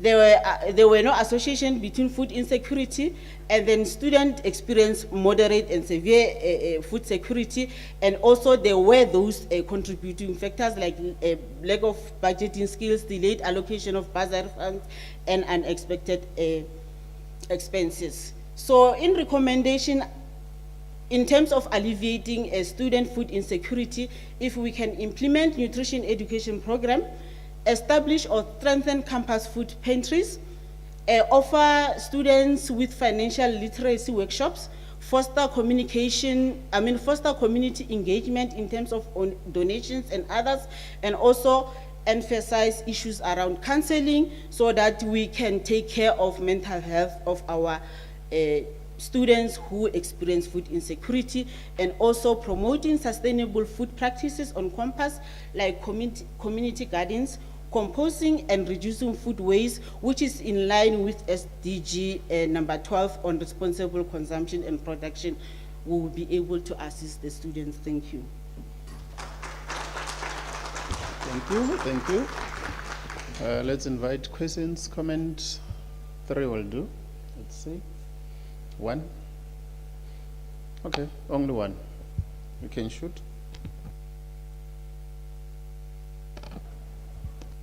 All right, thanks for the presentation, ma'am. It was enlightening. So I just have one question. So I'm just thinking aloud, like, in your study, did you think of maybe checking their background, how they were raised? Because even if they have money or they don't have money, one of the issues it might be that, do you know how to cook? Because if you don't know how to cook, then they might have knowledge, but they can't cook. So they will end up buying those fast food. So we're not yet solving the problem.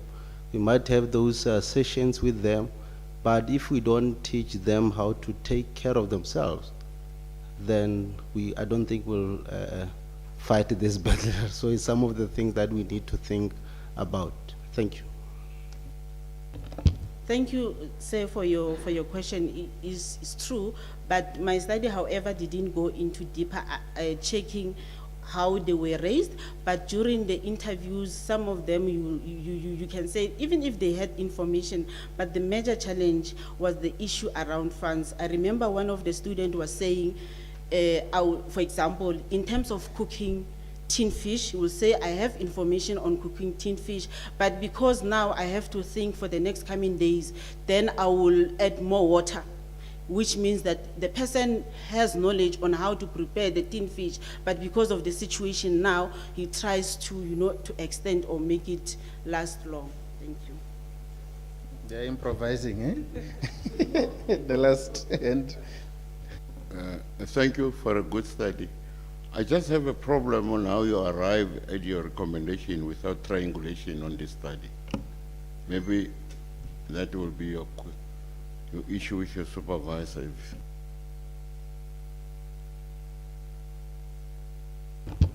Oh, You can't say anything? No.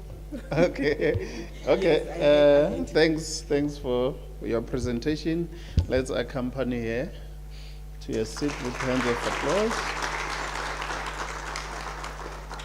Food money, the interesting topic for the students.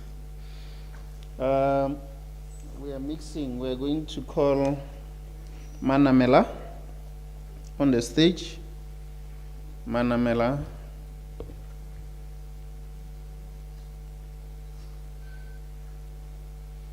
Can we help her come to the stage, please?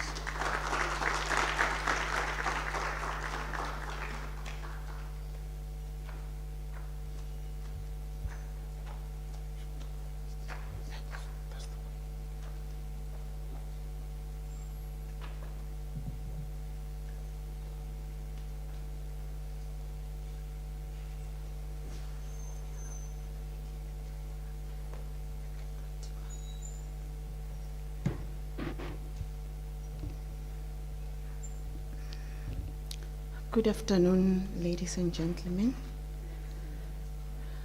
I'm presenting on behalf of my student, Mahlwabi Noria Danisile, who couldn't be here today.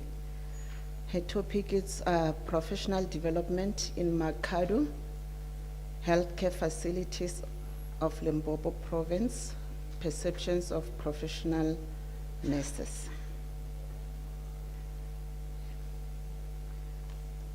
There's a global need to scale up educational programs in nursing practice. Continuing professional development has been identified as one of such educational programs.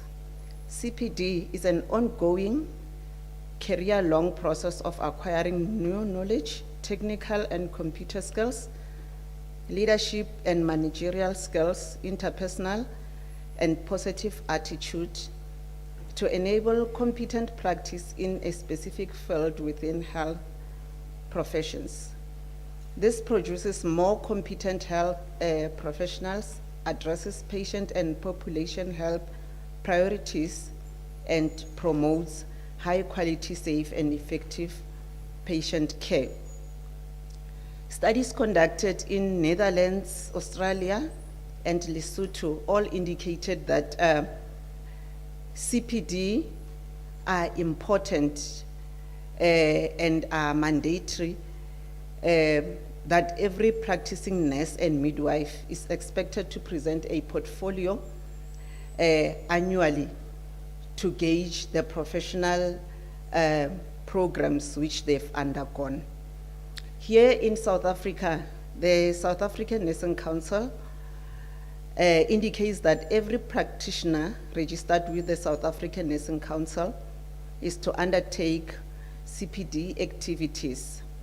And SANC developed the CPD system for nurse practitioner to remain up to date with required competencies in their specific fields, which then benefits the healthcare users in South Africa. This was also supported by DINOSA, which stated that for professional nurses to acquire up-to-date knowledge and skills, they need or require ongoing continuous education to be competent in their profession.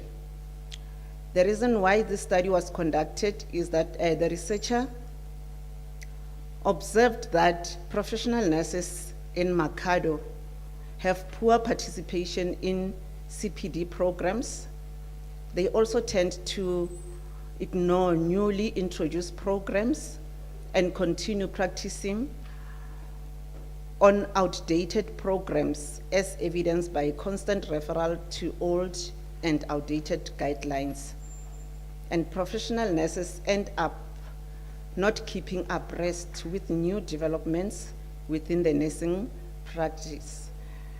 This is continuing despite the fact that SANC indicated that the nursing practitioners are required to accumulate a minimum of 15 CPD points, which needs to be accumulated within 12 months, which will then be a requisite for continuing nursing profession. So based on these observations, the researcher intended to conduct a study to determine the professional nurses' perception regarding professional developments at selected PHC facilities at Makado in Limpopo province. The aims and objectives was to determine the perceptions of professional nurses regarding professional development in PHC facilities at Makado, also to explore the perceptions of professional nurses regarding professional development at the PHC facilities in Makado, also describe perceptions of professional nurses regarding professional development, and lastly, build recommendation on how to improve professional nurses' participation on CPD programs in Makado. So that was the research question. The methodology, the study was qualitative in nature, and the designs include explorative, descriptive, contextual. The population comprised of professional nurses from 4 Makado PHC facilities and a non-probability purposive sampling with 24 professional nurses from 4 PHCs at Makado was conducted. A data collection and analysis process, the ethical considerations to conduct data was adhered to. A semi-structured interview guide was used to collect data, which was then recorded. Also, trustworthiness was ensured throughout. The focus group discussions were used, and the discussions lasted for 55 to 1.5 minutes. Data was analyzed through text, 8 steps of coding, and this was the demographics, which were based on the age, gender, and years of experience. Discussions and findings, which I'm not gonna read the codes there.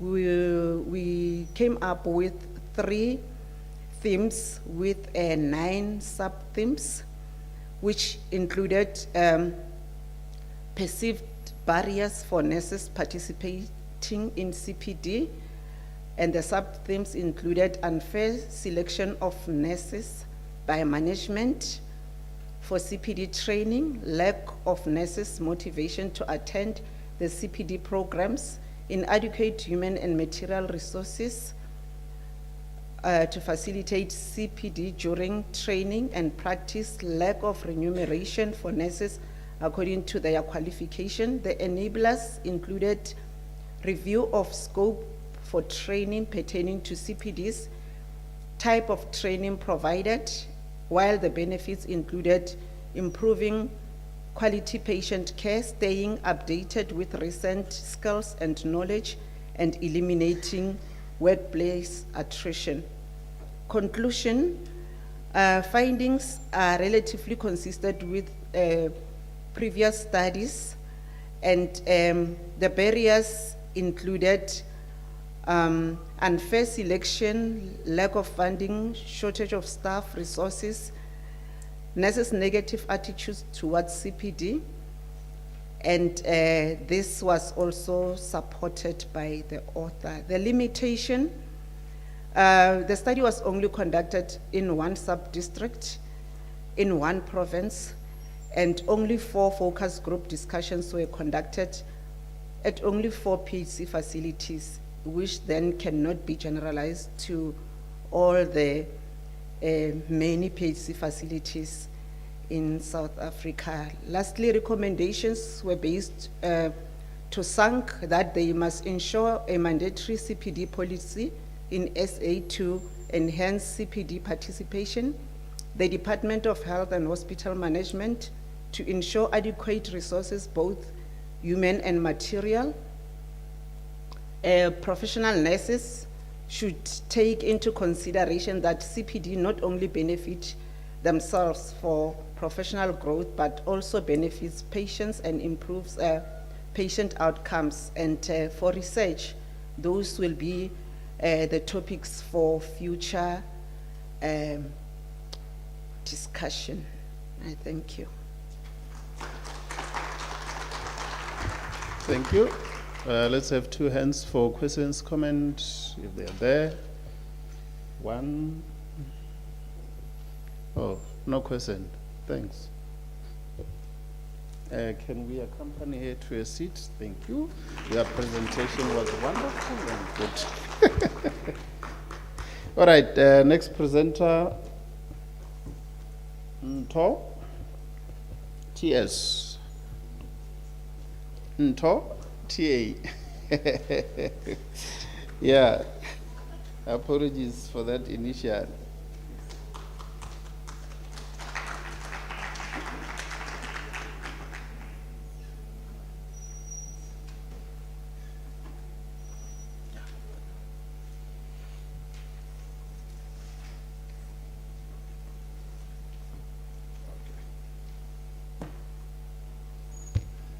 Okay, good afternoon, ladies and gentlemen. Thank you, Chair. So I go by the name of Tsepo Nto. I'm from Nursing Department at the University of Limpopo. Today I'm presenting the mentees' challenges during peer group clinical mentoring program. So basically it's about the challenges that nursing student mentees experience when they are at the clinical practice.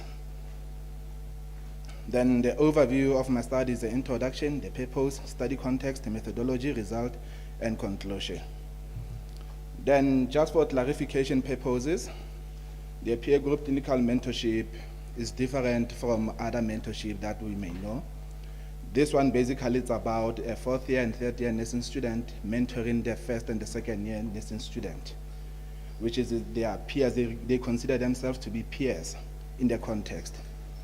So the issues here is that we normally use this method of mentorship in a resource-stricken setting where that the human resource is an issue in terms of nurse educators and also practice nurses. Then clinical learning of nursing student is fundamental component of nursing education and is essential in integrating theory into practice as prescribed by South African Nursing Council. Therefore, that requires various teaching and learning strategies, such as a peer group clinical mentoring. We do have other teaching strategies in clinical practice, such as a preceptor model, where the retired nurses were called to go and offer mentoring to nursing students. Hence, I'm saying that this one is a different approach, which is a peer mentorship. Then globally, the mentoring program in nursing education and training has been a subject of discussion for decades, and has been recognized as an essential communal relationship. However, the current state of mentorship remains inadequate as it is not properly implemented in nursing education institutions. The above discussion identifies the gap that there is a need to conduct research on challenges experienced by the peer mentees. So in 2016, just to give you the background, in 2016, when I was a fourth year nursing student, they implemented the peer group clinical mentoring at the Northwest University, where that we were acting as mentors. Then there were issues that came along during that mentorship program, where that prompted also my master's, where that I did my master's around this topic. So what I'm presenting here is a result of my master's program. Then we start to describe and explore, to explore and describe the challenges the nursing mentees or peer mentees experience on a peer group clinical mentoring program. So the important question is, where does this paper fit in? We are having policies that we need to align ourselves to, that we are required as a nation to align ourselves to. One of those policies include African Union Agenda 2063, which aims to transform Africa into a powerhouse by 2063. for a future. And we also have a Sustainable Development Goal 3 and 4, which speaks about promoting inclusive education and also health. The NDP National Development Plan 2030, Chapter 9 and Chapter 10 speaks about promoting education and also promoting health. So how are we going to achieve this if we are still lacking in terms of making sure that we are having a competent nursing student in the practice? Internationally, one of the requirements for nurses, or one of the expectations for practice nurses, is to mentor nursing students while they are in practice. However, that has not been a case because of the shortage of nurses.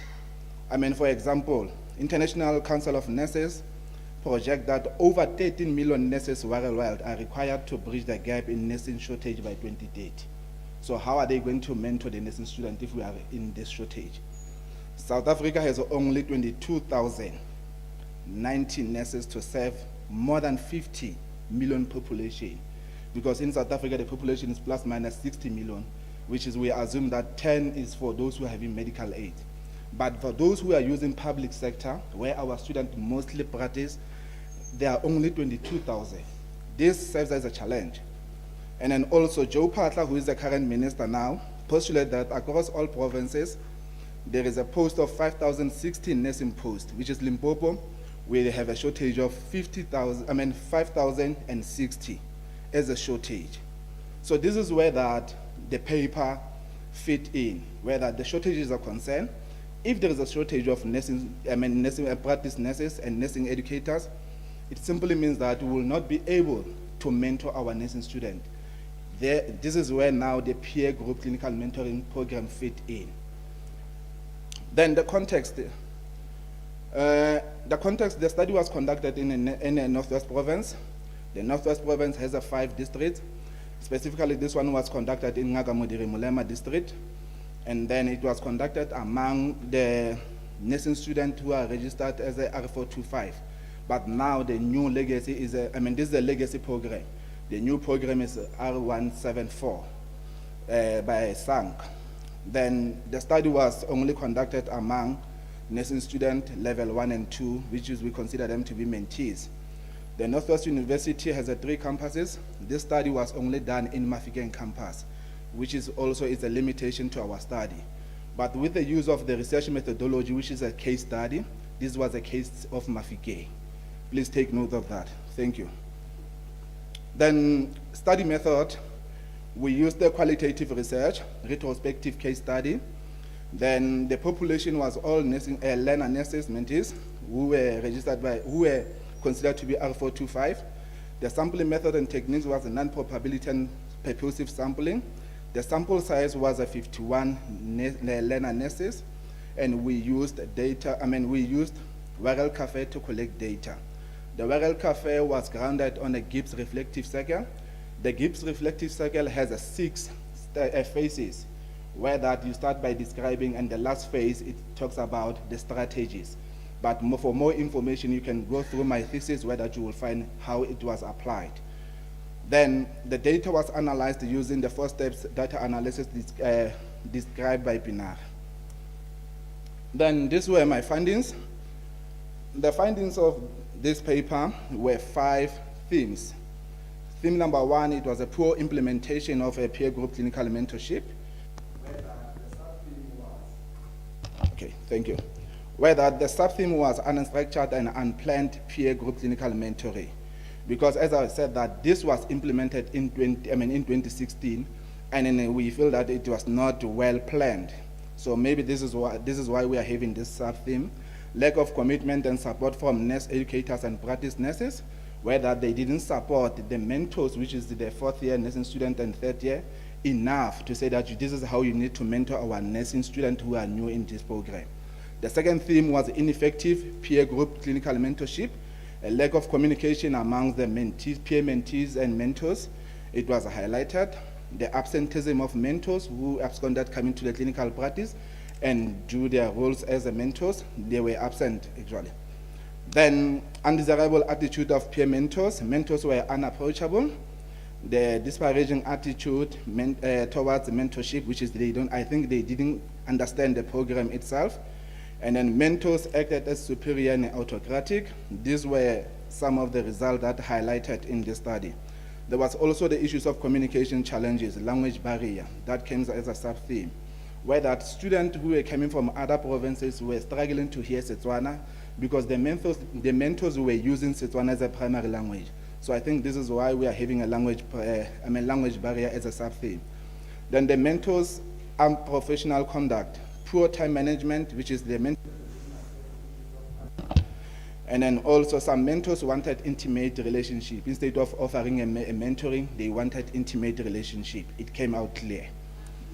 Then for the recommendation, this study or this paper recommends the development of a clear guidelines for effective peer group clinical mentorship, and also there must be a mandatory part of policy, portfolio of evidence, where that in the fourth year nursing student, they can be expected to submit a portfolio of evidence as a part of their work to say that we've been mentoring, and then they can be accredited as a summative or as a formative assessment for this. Then ongoing in-service training regarding peer group clinical mentoring is also strongly recommended.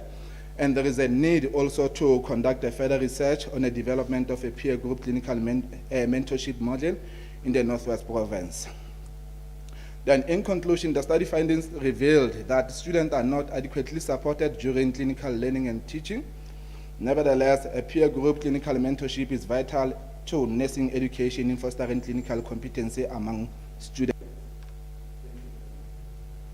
Otherwise, this paper is already published. Thank you, colleagues. Thank you, Mr. Ntoti A.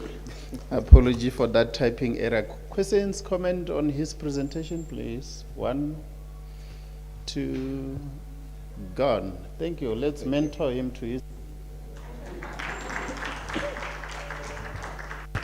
Our next presenter will be Motapo CM. Yeah, it's like they were waiting for you.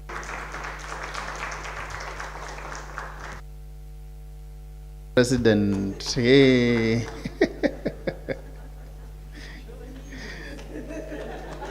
Oh, no, it's not. This one. You're already tired. No, I'm not tired, I'm just anxious. My very first presentation. Okay, afternoon everyone. Motapo Choni from Department of Human Nutrition under the Faculty of Health Science. Don't be far from the mic. Okay. First presenter. Yes.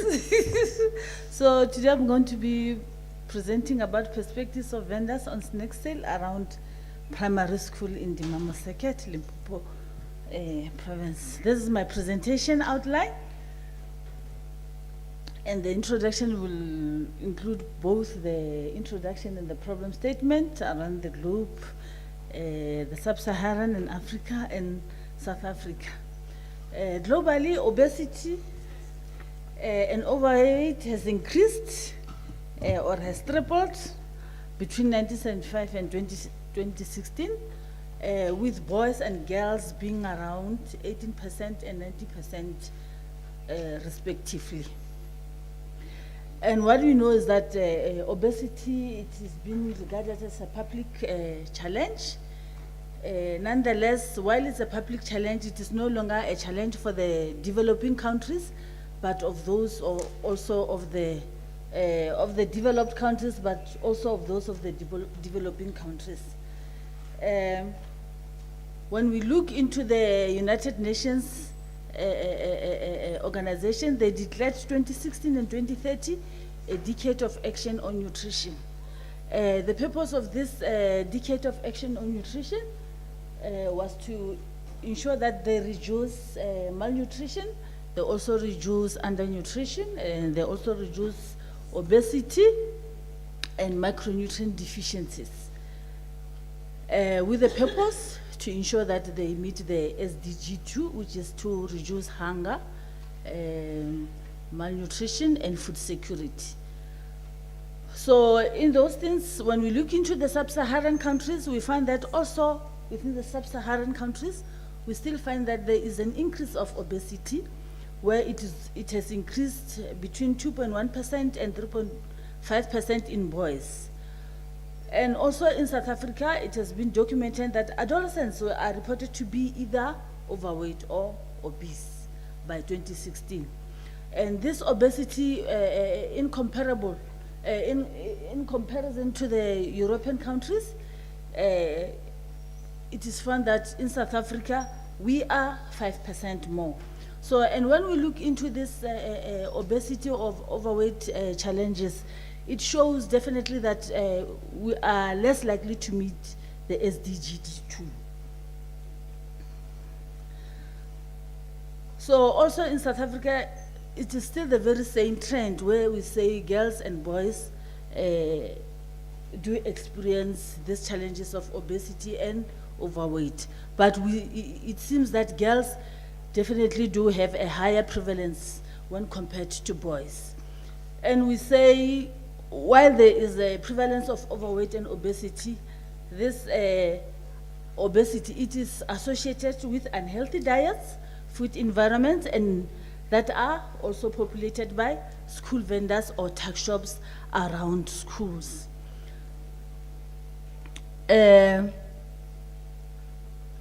However, a study in SA has recorded that tuck shops owners have already cited loss of profits due to decay. So meaning these unhealthy diets, they are associated with the problem of loss of vendors that are found around schools.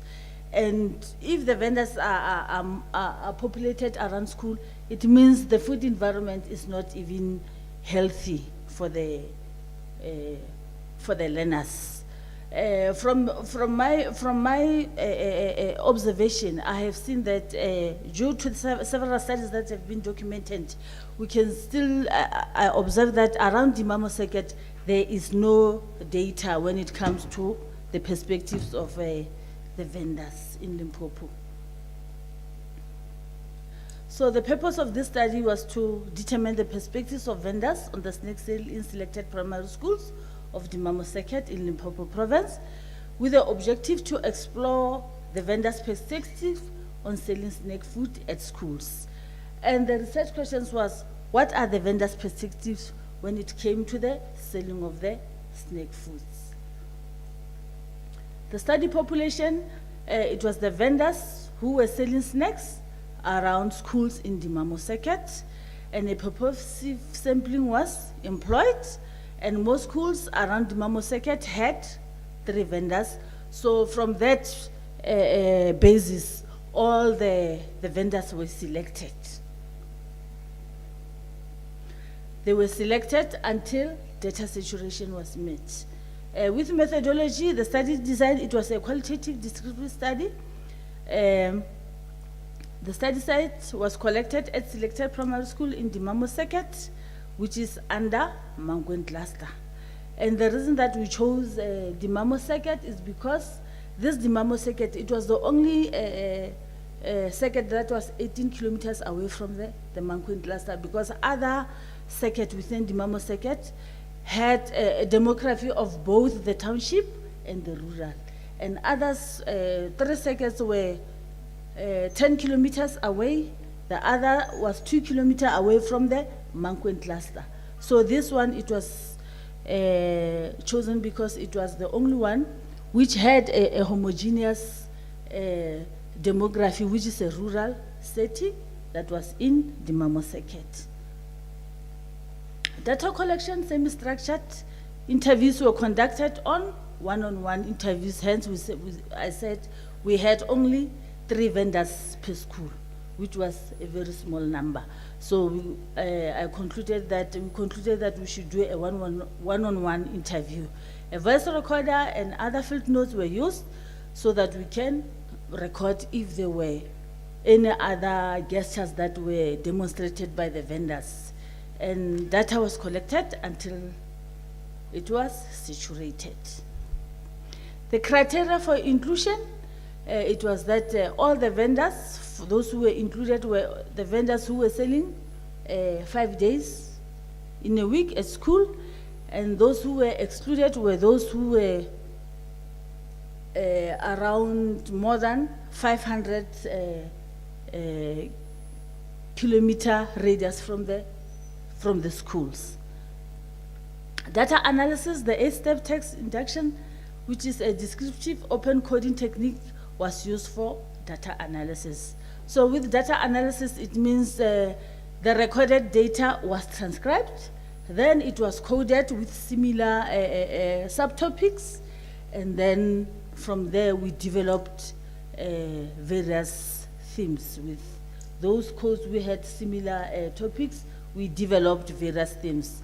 So measures to ensure trustworthiness in this one, the credibility, dependability, and trustworthy and confirmability, it was followed in order to ensure that our study is trustworthy.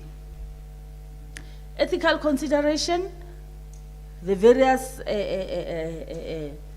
organizations were followed, including the one in the Dimamo circuit, because they had their own small circuit, so we also had to ask permission from the local Department of Education beside the provincial department. From the results, we had themes. That was 4 themes with some sub-themes at the side. And from the sub-theme 1, it was the explanation of vendors and perception related to the sale of snake foods. For the observation that the type of snake foods sold are not healthy and non-nutritive was one of the sub-themes that was developed. So the quotations are that most of the vendors who are selling around the Dimamo circuit, they do know very well that they are healthy. The snacks that they're selling, they are healthy. What the responded is that just that we are in business. But in one of the pilot study, one of the vendors reported that is because they are unemployed and they've got grandkids that they need to take care of. Indication for the need of the sale of fruits at school, they said the learners don't buy the fruits and they get easily spoiled. And the other one said they don't buy fruits. That vendor was talking with hands. The ones requested us to sell the fruits. And she also highlighted that she has been long in the business, but the learners were not even willing to buy their fruits. On sub-theme 3, existing needs for lack of support, the parents, one of the vendors indicated that the parents will not agree because the school provides them with free snacks. In conclusion,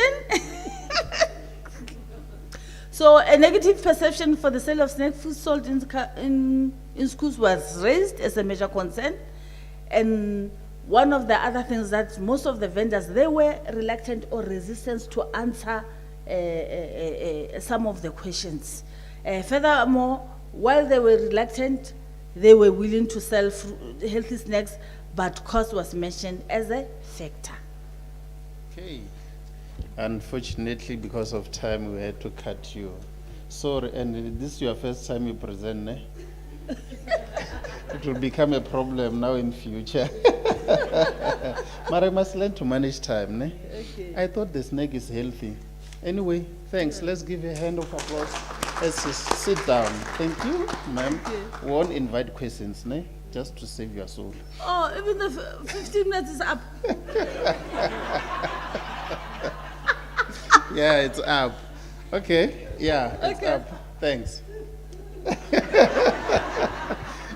I should have made you to be the last one, eh?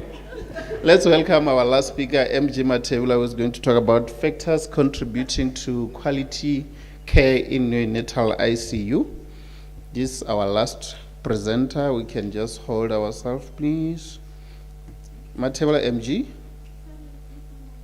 Did I? Oh, so we are lucky. All right, enough time for us to knock off. Ladies and gentlemen, thank you for your cooperation. And because you're behaving, we'd like to invite you again tomorrow. We still have another session tomorrow. So you're still invited. One of my colleagues want to say something, but from me as a chairperson, I appreciate your cooperation. Until we meet again, thanks.